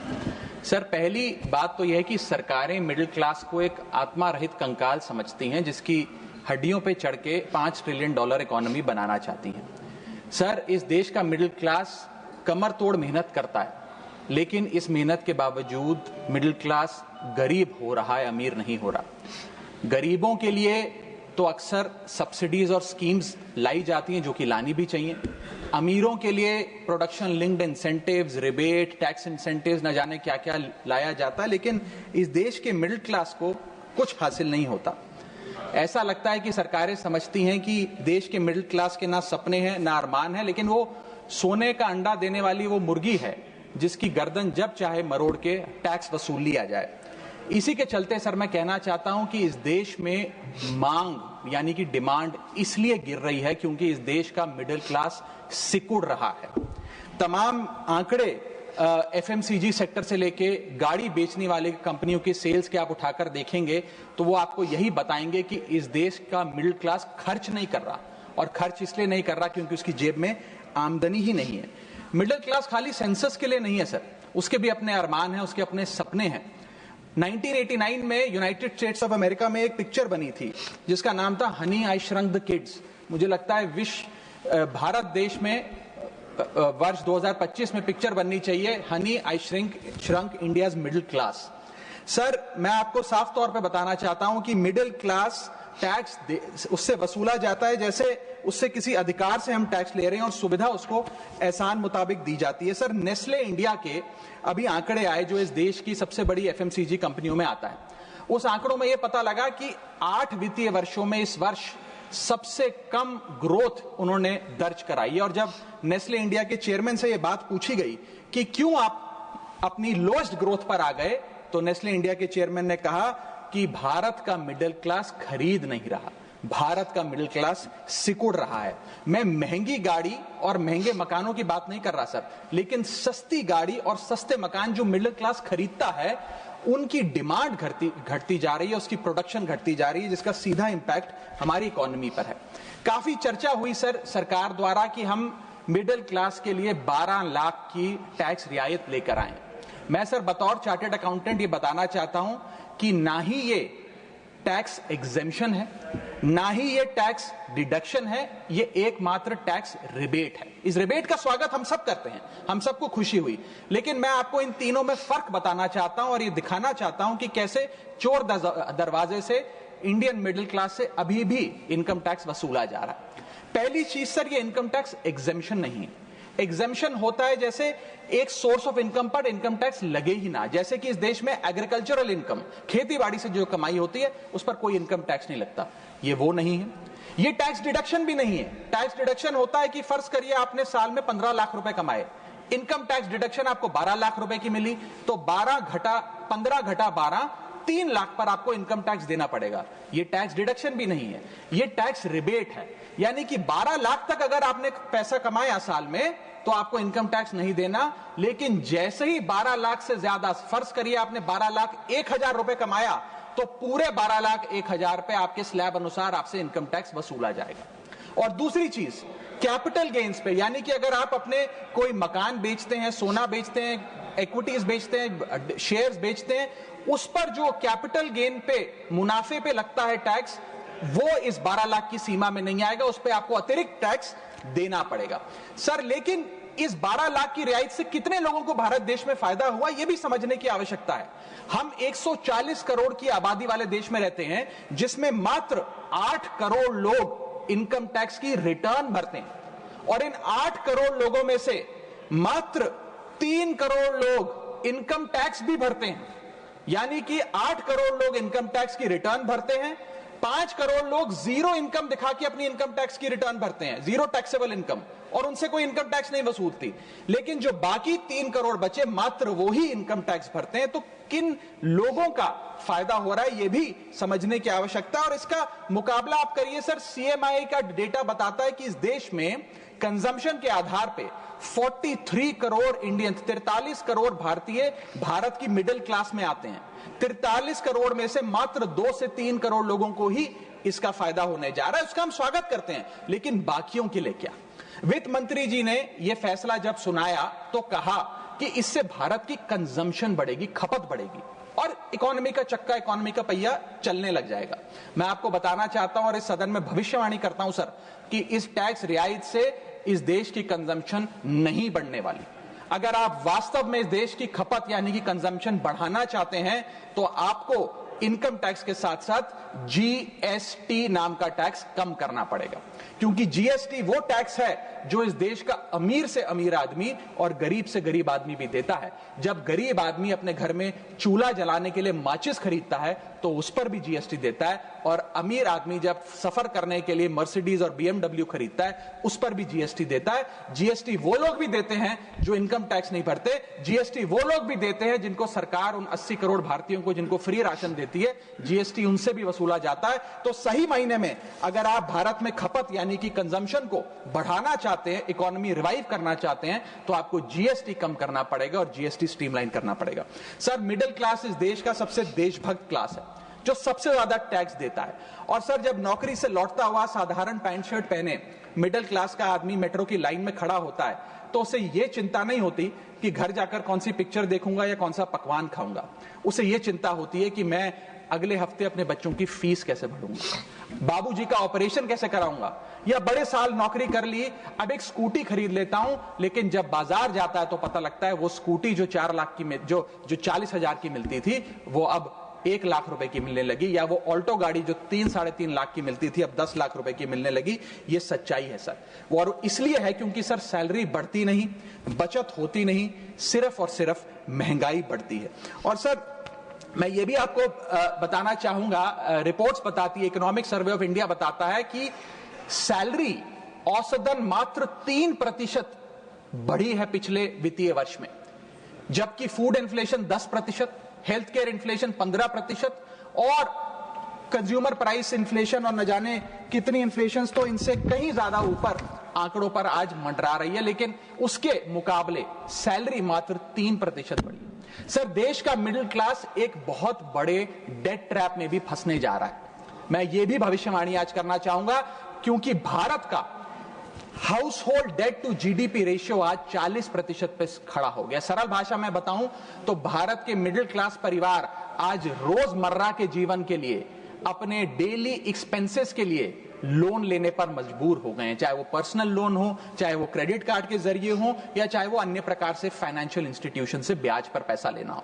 यानी कि जो सैलरी 1 तारीख को आती है वो पहले ही आपके रोजमर्रा के जीवन में जो आपने खर्चा करने के लिए ब्याज पर पैसा लिया हुआ है उसके भुगतान में लग जाती है, और इंडिया का मिडिल क्लास एक डेट ट्रैप में फंसता जा रहा है। ये लोन कोई मकान बनाने के लिए या दफ्तर खरीदने के लिए या एसेट क्रिएशन के लिए नहीं है, ये day to day expenses meet करने के लिए, जो भारत के मिडिल क्लास को एक डेट ट्रैप में खड़ा करता जा रहा है। सर, सैलरी तो 7 तारीख को आती है महीने की, लेकिन 1 तारीख को मकान मालिक आ जाता है दरवाजे पे दरवाजा खटखटाने की किराया दो, और सारी उम्र काम करने के बाद एक मिडिल क्लास का आदमी सोचता है कि अंत में रिटायरमेंट के समय एक छोटा सा अपना मकान, जमीन खरीद के मकान बनाऊंगा। जमीन खरीद के मकान बनाना तो छोड़िए सर, आज रियल एस्टेट के प्राइसेस आपकी अर्निंग्स, मिडिल क्लास की अर्निंग्स के मुकाबले इतने ज्यादा हैं कि रिटायरमेंट 2-3 जन्म काम करने के बाद, रिटायरमेंट लेने के बाद भी शायद वो 2 BHK अपार्टमेंट भी नहीं खरीद पाएगा। इसीलिए मिडिल क्लास आज सरकार को वो गाना सुनाना चाहता है कि सारी उम्र हम मर मर के जी लिए, एक पल तो अब हमें जीने दो। सच्चाई यह है सर कि मिडिल क्लास के घरों में जब कभी शादी का कार्ड आता है तो चिंता हो जाती है कि सगन में कितना पैसा देना पड़ेगा, और साथ ही साथ नया सूट सिलवाना पड़ेगा, ट्रेन का खर्चा हो जाएगा, एटसेट्रा। सर, मिडिल क्लास के साथ साथ मैं दूसरा बड़ा मुद्दा जो आज इस वक्तव्य में आपके सामने पेश कर, चीज से समझ सकते हैं कि उसके लिए एक अतिरिक्त बजट सदन में पेश किया जाता था। एक अतिरिक्त बजट आया करता था जिसकी प्रथा बंद हो गई।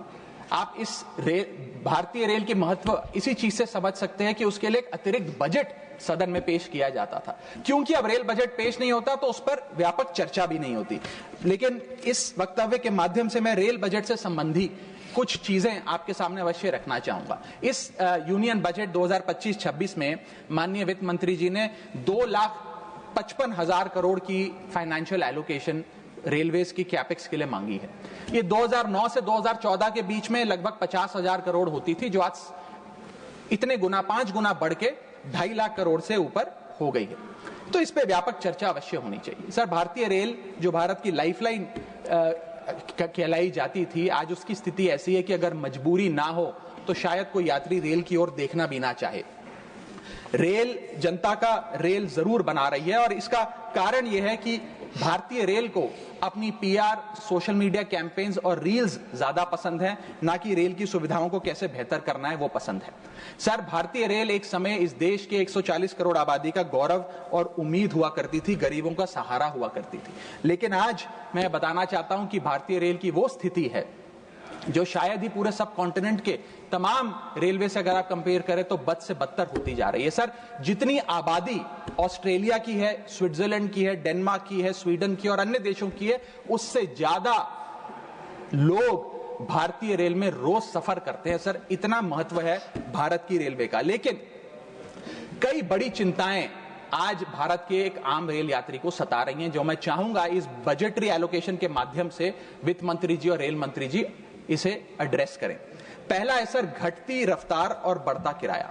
सर, जहां दुनिया की ट्रैवल की रफ्तार बढ़ रही है, वहीं भारतीय रेल जो हमारी लाइफलाइन है उसकी रफ्तार घट रही है। पहले तो सर शताब्दी और राजधानी की स्पीड कम कर दी गई ताकि वंदे भारत की स्पीड बढ़ा दी जाए और उसको फास्टेस्ट ट्रेन घोषित किया जाए। लेकिन अब जून 2024 की रिपोर्ट बताती है कि वंदे भारत की भी स्पीड को कम कर दिया गया है। बताया जा रहा है कि हमारे रेल ट्रैक्स उतने पर्याप्त नहीं है कि इतनी तेज रफ्तार पे वंदे भारत भाग सके। सर, आज हम विश्व गुरु बनने तो अवश्य चले हैं, लेकिन यह बात जाननी भी जरूरी है कि चीन और जापान की सबसे स्लोएस्ट रफ्तार पे चलने वाली ट्रेन भारत की सबसे फास्टेस्ट रफ्तार पे चलने वाली ट्रेन से कहीं ज्यादा तेज दौड़ती है सर। और अगर रेल धीमी होगी तो देश की इकोनॉमी, देश की अर्थव्यवस्था का चक्का धीमा चलेगा। और किराए की तो सर क्या ही बात करें, जिस वंदे भारत का प्रचार रेल मंत्री जी करते थकते नहीं है, आज उस वंदे भारत का किराया इतना है कि गरीब आदमी छोड़िए, आम आदमी भी उसे अफोर्ड नहीं कर पा रहा। सर, वित्तीय वर्ष 2013-14 में एवरेज फेयर पर पैसेंजर पर किलोमीटर 32 पैसे हुआ करता था। 2021-22 वित्तीय वर्ष में ये 107% बढ़ के 66 पैसा हो गया है। सर, इतने रेल के किराए में इजाफा देखा गया है। हवाई चप्पल वालों को हवाई यात्रा कराने का वादा था सर, लेकिन हवाई चप्पल पहनने वालों को इतना निचोड़ दिया कि शायद अब वो रेल यात्रा के भी लायक नहीं रहे। सर दूसरी समस्या है, बुरी हालात है थर्ड एसी और सेकंड एसी के। थर्ड एसी सेकंड एसी को सर एक समय पर जनरल बोगी, एक समय पर लग्जरी माना जाता था, लेकिन आज वो जनरल बोगी से भी बुरी स्थिति में है। अगर टिकट मिल भी जाए sir third AC second AC की, तो सीट मिलने की कोई गारंटी नहीं है, क्योंकि जैसे ही आप बैठेंगे थोड़ी देर में कोई शख्स आकर कहेगा भाई साहब थोड़ा एडजस्ट करिए, थोड़ा सी रखिए, हमें भी बैठने दीजिए। ये वास्तविकता है। और आज सोशल मीडिया और तमाम तरीके के पोर्टल्स पर आप देखेंगे तो क्या आरामदायक सरकार, क्या आरामदायक यात्रा, आरामदायक सफर भारत सरकार आम रेल यात्री को दे रही है, वो देखकर आप समझ जाएंगे। जैसे कहते हैं ना सर, हिंदी का सफर अंग्रेजी का सफर बन गया है भारतीय रेल के एक यात्री के लिए। कई रूट्स पर आलू की बोरियों की भांति लोगों को ठूसा जा रहा है, और अगर शौचालय में भी, ट्रेन के टॉयलेट में भी सीट मिल जाए तो आदमी अपने आप को सौभाग्यशाली समझता है। सर जहां भेड़ बकरियों की तरह भोले भाले लोगों को ट्रेन में ठूसा जा रहा है, पूरी टिकट लेकर सुविधा के नाम पे सिर्फ धक्का दिया जा रहा है। और सर हमारे देश के भोले भाले आम आदमी इसको अपनी किस्मत समझकर स्वीकार कर लेते हैं। सर मैं तीसरी बड़ी रेल समस्या जो कि है मिसमैनेजमेंट, अव्यवस्था, उस पर आपका ध्यान आकर्षित करना चाहूंगा।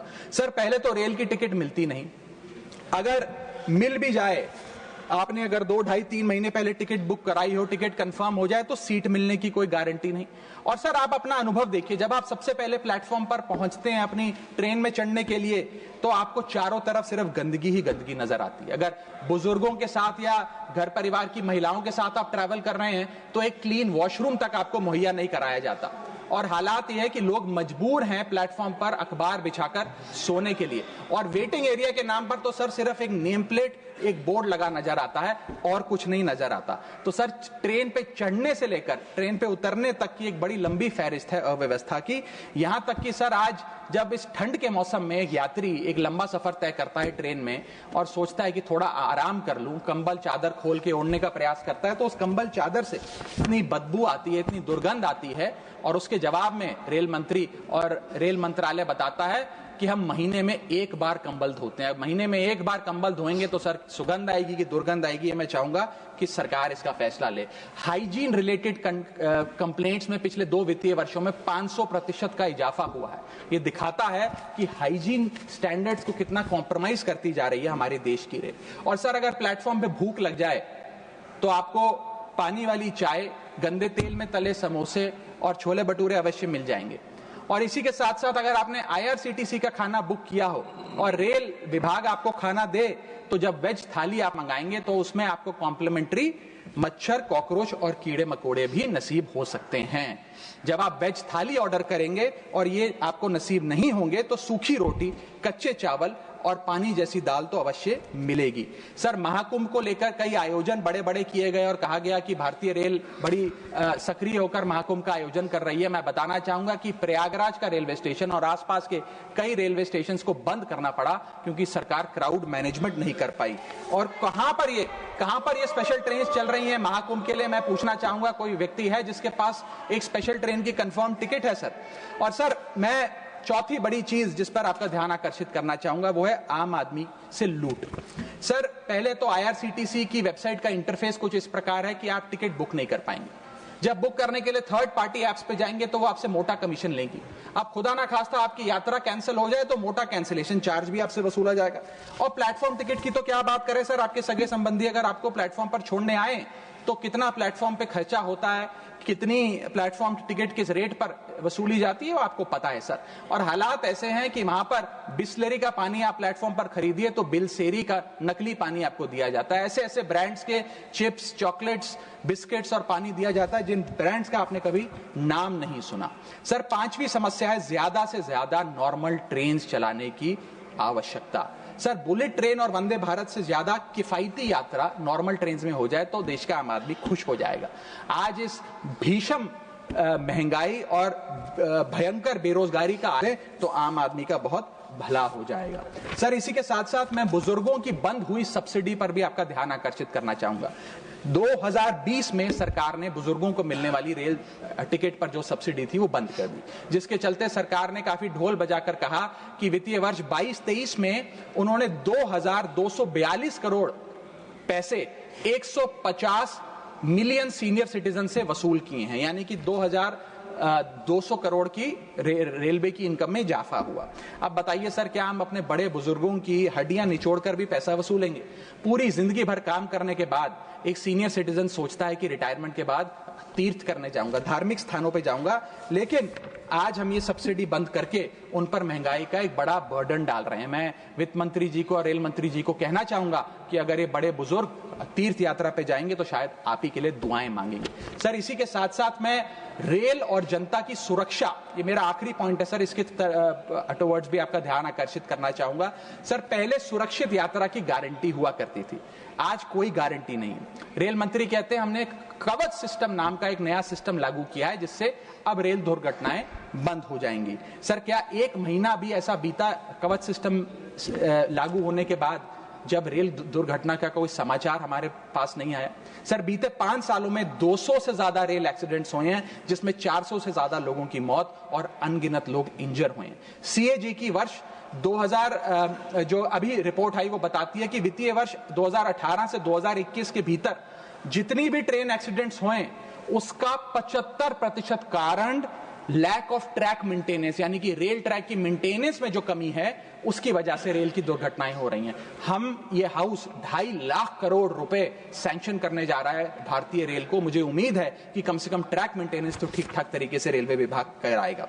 सर, इसी के साथ साथ जितनी भी ये समस्याएं बताई गई हैं, अगर रेल मंत्री रेल से ज्यादा रेल पर ध्यान दे तो अवश्य इसका इलाज हो जाएगा। मैं 4 पंक्तियां एक आम रेल यात्री के अनुभव को एक्सप्लेन करते हुए आपके सामने पढ़ना चाहूंगा। सर, अजब गजब चल रहा है रेल का खेल, हमेशा गाड़ी लेट तो कहीं ब्रेक फेल, महंगी टिकट के बाद भी सीट मिलने की आस नहीं, सुरक्षित पहुंच जाएं इस बात पर विश्वास नहीं, भिड़ रहे हैं ट्रेनें, मर रहे हैं लोग, रेल मंत्री लगा रहे हैं अमृतकाल का भोग, बुकिंग से लेकर टिकट कैंसिलेशन तक दर्जनों टैक्स का जाल, भेड़ बकरियों की तरह ठूसे जा रहे हैं लोग, कैसे मनाएं अमृतकाल, बेरोजगारों के देश में हो रही है बुलेट ट्रेन की बात, सरकार कैसे समझेगी आम आदमी के मन के जज्बात, रेल मंत्री को रेल नहीं रील पसंद है, टिकट के नाम पर मनमाना बिल पसंद है, खाना मांगने पर मिलता है कॉकरोच, छिपकली और मच्छर, इतना बदहाल हो चुका है हमारी लाइफलाइन का स्ट्रक्चर, आखिर कैसे सुधरेगी व्यवस्था, कैसे बदलेंगे हालात, सरकार समझने को तैयार नहीं आम आदमी के जज्बात। सर, मैं अपने अगले भाग में आपका ध्यान आकर्षित करना चाहूंगा, जो new administration United states of America में आई है उसका क्या इकोनॉमिक आर्थिक इंपैक्ट भारतीय अर्थव्यवस्था पर पड़ने जा रहा है। सर, पहले तो 4 फरवरी 2025 को अमेरिका की सेना का एक माल ढोने वाला बड़ा विमान 104 भारतीयों को डिपोर्ट करने के लिए भारत आया। पता लगा कि उन भारतीयों के हाथ में हथकड़ियां और पैरों में जंजीरें थी, बेड़ियां बांधकर उनको लाया गया। बताया जा रहा है कि 7,25,000 ऐसे लोग हैं जो बिना दस्तावेज के भारतीय प्रवासी वहां रह रहे हैं, जिनको अब एक एक कर अमेरिका भारत वापस भेजने जा रहा है। सर, हम चले तो विश्व गुरु बनने थे, वहां अमेरिका ने अपनी मिलिट्री लगाकर हजारों लोगों को डिपोर्ट करना शुरू कर दिया है। मैंने सर किसी बांग्लादेश, पाकिस्तान या श्रीलंका के नागरिक को डिपोर्ट होने की खबर तो नहीं पड़ी, लेकिन भारतीयों के साथ जो अमानवीयता हुई वो जरूर उसकी खबर पड़ी। सर, मैं ये स्पष्ट करना चाहता हूं कि इलीगल माइग्रेशन को तो शायद इलीगल इमिग्रेशन को इस सदन में बैठा कोई भी व्यक्ति सपोर्ट नहीं करेगा, लेकिन सर जो उस नाउमीदी के शिकार रोजगार की तलाश में युवा गए, उनके साथ जो इनह्यूमन ट्रीटमेंट हुआ उसको लेकर तो हमें आवाज बुलंद करनी चाहिए। सर, 40 घंटे तक उनके हाथों और पैरों में बेड़ियां बांध के रखा गया, वॉशरूम तक नहीं जाने दिया गया। सर, इसको लेकर मुझे लगता है शायद इस देश के हर नागरिक का खून खौलता होगा। उसी के सामने इसी एग्जाम्पल के सामने हमारे पास एक और एग्जाम्पल है। इस दुनिया का एक बहुत छोटा सा देश है सर, कोलंबिया। कोलंबिया के राष्ट्रपति गुस्तावो को जब पता लगा कि अमेरिका से एक सेना का माल ढोने वाला विमान इसी प्रकार कोलंबिया के नागरिकों को जो बिना दस्तावेज के वहां पाए गए कोलंबिया छोड़ने के लिए आ रहा है, तो उन्होंने उस विमान को लैंडिंग की अनुमति नहीं दी। उन्होंने कहा कि मैं अपना विमान भेजूंगा, कोलंबिया सरकार का विमान, और पूरे सम्मानजनक तरीके से मैं अपने नागरिकों को वापस लाऊंगा। सर, वास्तव में कोलंबिया जो डटकर अमेरिका के सामने खड़ा हो गया, वो असल विश्व गुरु बना इस महीने में तो। और मैं मिनिस्टर ऑफ एक्सटर्नल अफेयर्स से भी पूछना चाहूंगा सर कि वो खुद क्यों नहीं गए इन नागरिकों को, हमारे भाइयों बहनों को रिसीव करने? क्यों हमने जहाज नहीं भेजा, अपना भारतीय वायुसेना का जहाज, उनको वापस लाने के लिए? और जब हमारे पास पहले से ही सूची थी कि इन 104 भारतीयों को डिपोर्ट किया जा रहा है, तो हमने इसके खिलाफ प्रोटेस्ट क्यों नहीं किया? क्या अमेरिकी दूतावास से किसी को बुलाया, किसी से चर्चा करी, अपना विरोध दर्ज कराया? और अंत में सर, गुजरात, उत्तर प्रदेश, महाराष्ट्र, पंजाब और हरियाणा, इन तमाम राज्यों के ये लोग थे जो आए, लेकिन प्लेन को न जाने किस कारणवश अमृतसर में उतारा गया। मैं चाहूंगा इस विषय पर भी, इस स्ट्रैटेजिक डिसीजन पर भी माननीय विदेश मंत्री जी ध्यान आकर्षित करें सदन का।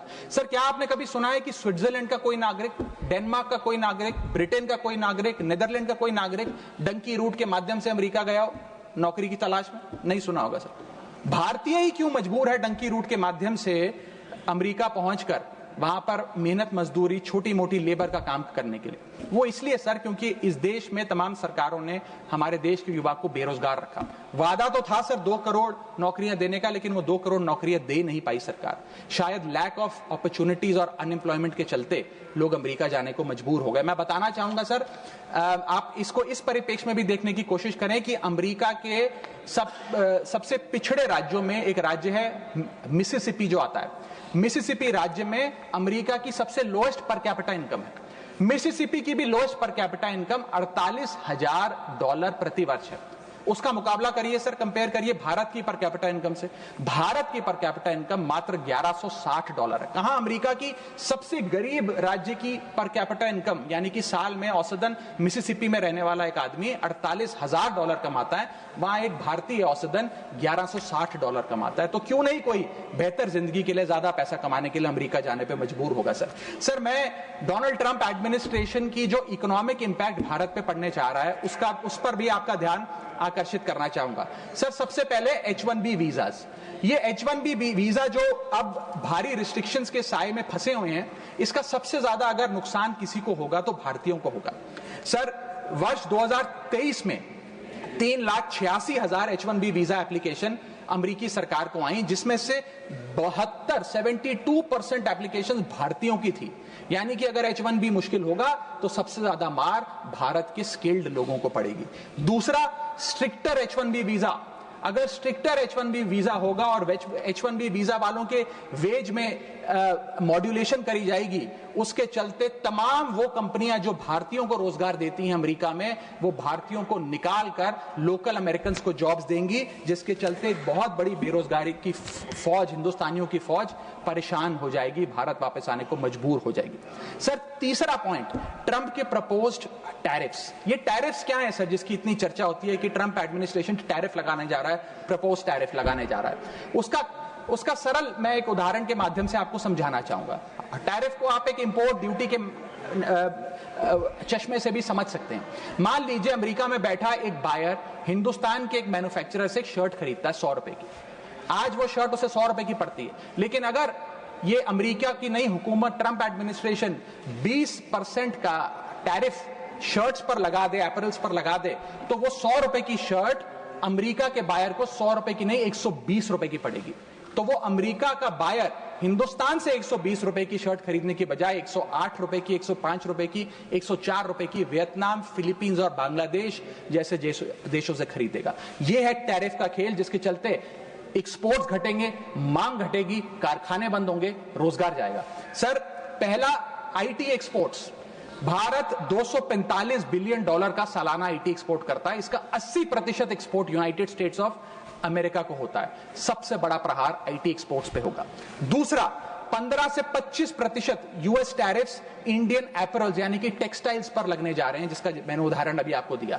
इसके चलते कॉस्ट एडवांटेज भारतीय मैन्युफैक्चरर्स की घट जाएगी, सोर्सिंग और बाइंग हिंदुस्तान से बंद हो जाएगी, और करीब करीब एस्टिमेट्स बताते हैं 2 मिलियन जॉब्स भारत की टेक्सटाइल और गारमेंट इंडस्ट्री की बंद हो जाएगी, जिसमें मेरे लुधियाने, पंजाब से लुधियाने में बहुत सारे टेक्सटाइल हब्स हैं, तमिलनाडु में है, गुजरात में, उनको सबको खामियाजा भुगतना पड़ेगा। सर, इसके साथ साथ propose tariffs on Indian pharmaceuticals Donald Trump administration लगाने जा रही है। आज जितने भी pharmaceutical products, generic drugs, generic दवाइयां भारत यूएस को एक्सपोर्ट करता है, उन सब पर यह इंपोर्ट ड्यूटी लग जाएगी। मैं आपको बताना चाहूंगा 40% यूएसए की जितनी खपत है उसके 40% जेनरिक दवाइयां और ड्रग्स भारत सप्लाई करता है।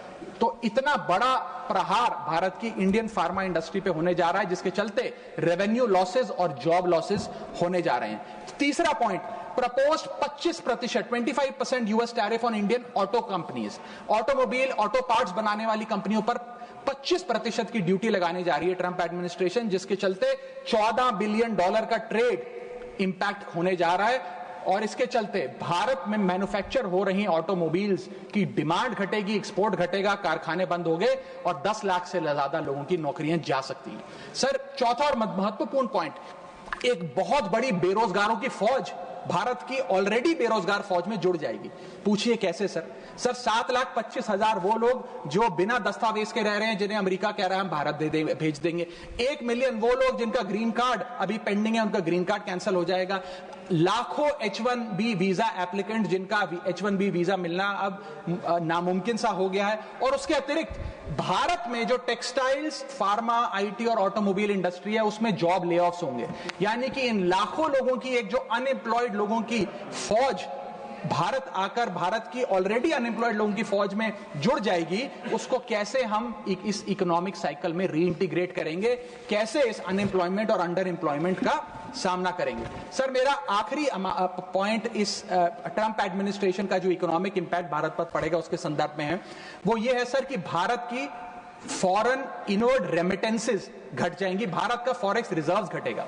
सर, वर्ष 2024 में डॉक्यूमेंटेड एंड अनडॉक्यूमेंटेड भारतीय, प्रवासी भारतीय जो यूएस में रहते हैं, उन्होंने कुल मिलाकर $111 बिलियन भारत भेजे। यानी कि वहां पर जो आदमी रहता है वो कमाई करता है, वो पैसा हिंदुस्तान भेजता है ताकि हिंदुस्तान में जो उसका परिवार, बूढ़े माँ बाप, बीवी बच्चे, भाई बहन है, वो सम्मानजनक जीवन जी सकें। जब उनकी नौकरियां ही नहीं रहेंगी, जब वो पैसा ही नहीं कमाएंगे, तो वो क्या पैसा भेजेंगे? जब वो पैसा नहीं भेजेंगे तो भारत के फॉरेक्स रिजर्व्स घटेंगे, और फॉरेक्स रिजर्व्स घटने की वजह से रुपया और कमजोर होगा और डॉलर और मजबूत होगा। सर, भारत की कॉर्पोरेट टैक्स कलेक्शंस में 3 से 4 हजार करोड़ का नुकसान होने जा रहा है इस ट्रंप एडमिनिस्ट्रेशन के प्रपोज टैरिफ्स की वजह से। और इन्फोसिस, टीसीएस जैसी बड़ी बड़ी कंपनियां अब 80 से 90% अमेरिकी लोगों को नौकरियां देंगी। भारतीय जो H1B वीजा पे वहां काम कर रहे हैं उनको निकालने का काम शुरू होने जा रहा है। सर, जो अमेरिका कहता है वो भारत हमेशा से करता है, एक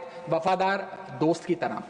अमेरिका कहता है ईरान से कम तेल खरीदो, हम कम तेल खरीदते हैं। अमेरिका कहता है मुझसे वेपन्स खरीदो, हम डिफेंस हेलीकॉप्टर्स उनसे खरीदते हैं। अमेरिका कहता है फलाने देश पे मैंने सैंक्शन लगा दिया, इस पे रिस्ट्रिक्शंस लगा दी, इससे आप अपना व्यापार बंद कर दो, हम व्यापार बंद कर देते हैं। अमेरिका कहता है रशिया से डिफेंस एयर सिस्टम ना खरीदो, हम उसे निलंबित कर देते हैं। लेकिन उसकी इन सारी चीजों को मानने और एक वफादार दोस्त होने के नाते हमने ये चीजें मानी भी, उसके बदले भारत को मिलता क्या है सर? और सर, सबसे जरूरी बात, भारत में एक बहुत बड़े वर्ग ने और खास तौर पे भारतीय जनता पार्टी के समर्थकों ने सोशल मीडिया पर कैंपेन चलाया ट्रंप को जिताने के लिए कि ट्रंप चुनाव जीत जाए। न जाने कितने ट्वीट, फेसबुक, इंस्टाग्राम, यूट्यूब पे वीडियो बना कर डाले कि ट्रंप जीत जाए। यहां तक कि कुछ लोगों ने तो हवन और अनुष्ठान भी किए कि डोनाल्ड ट्रंप अमेरिका के राष्ट्रपति फिर से बन जाए।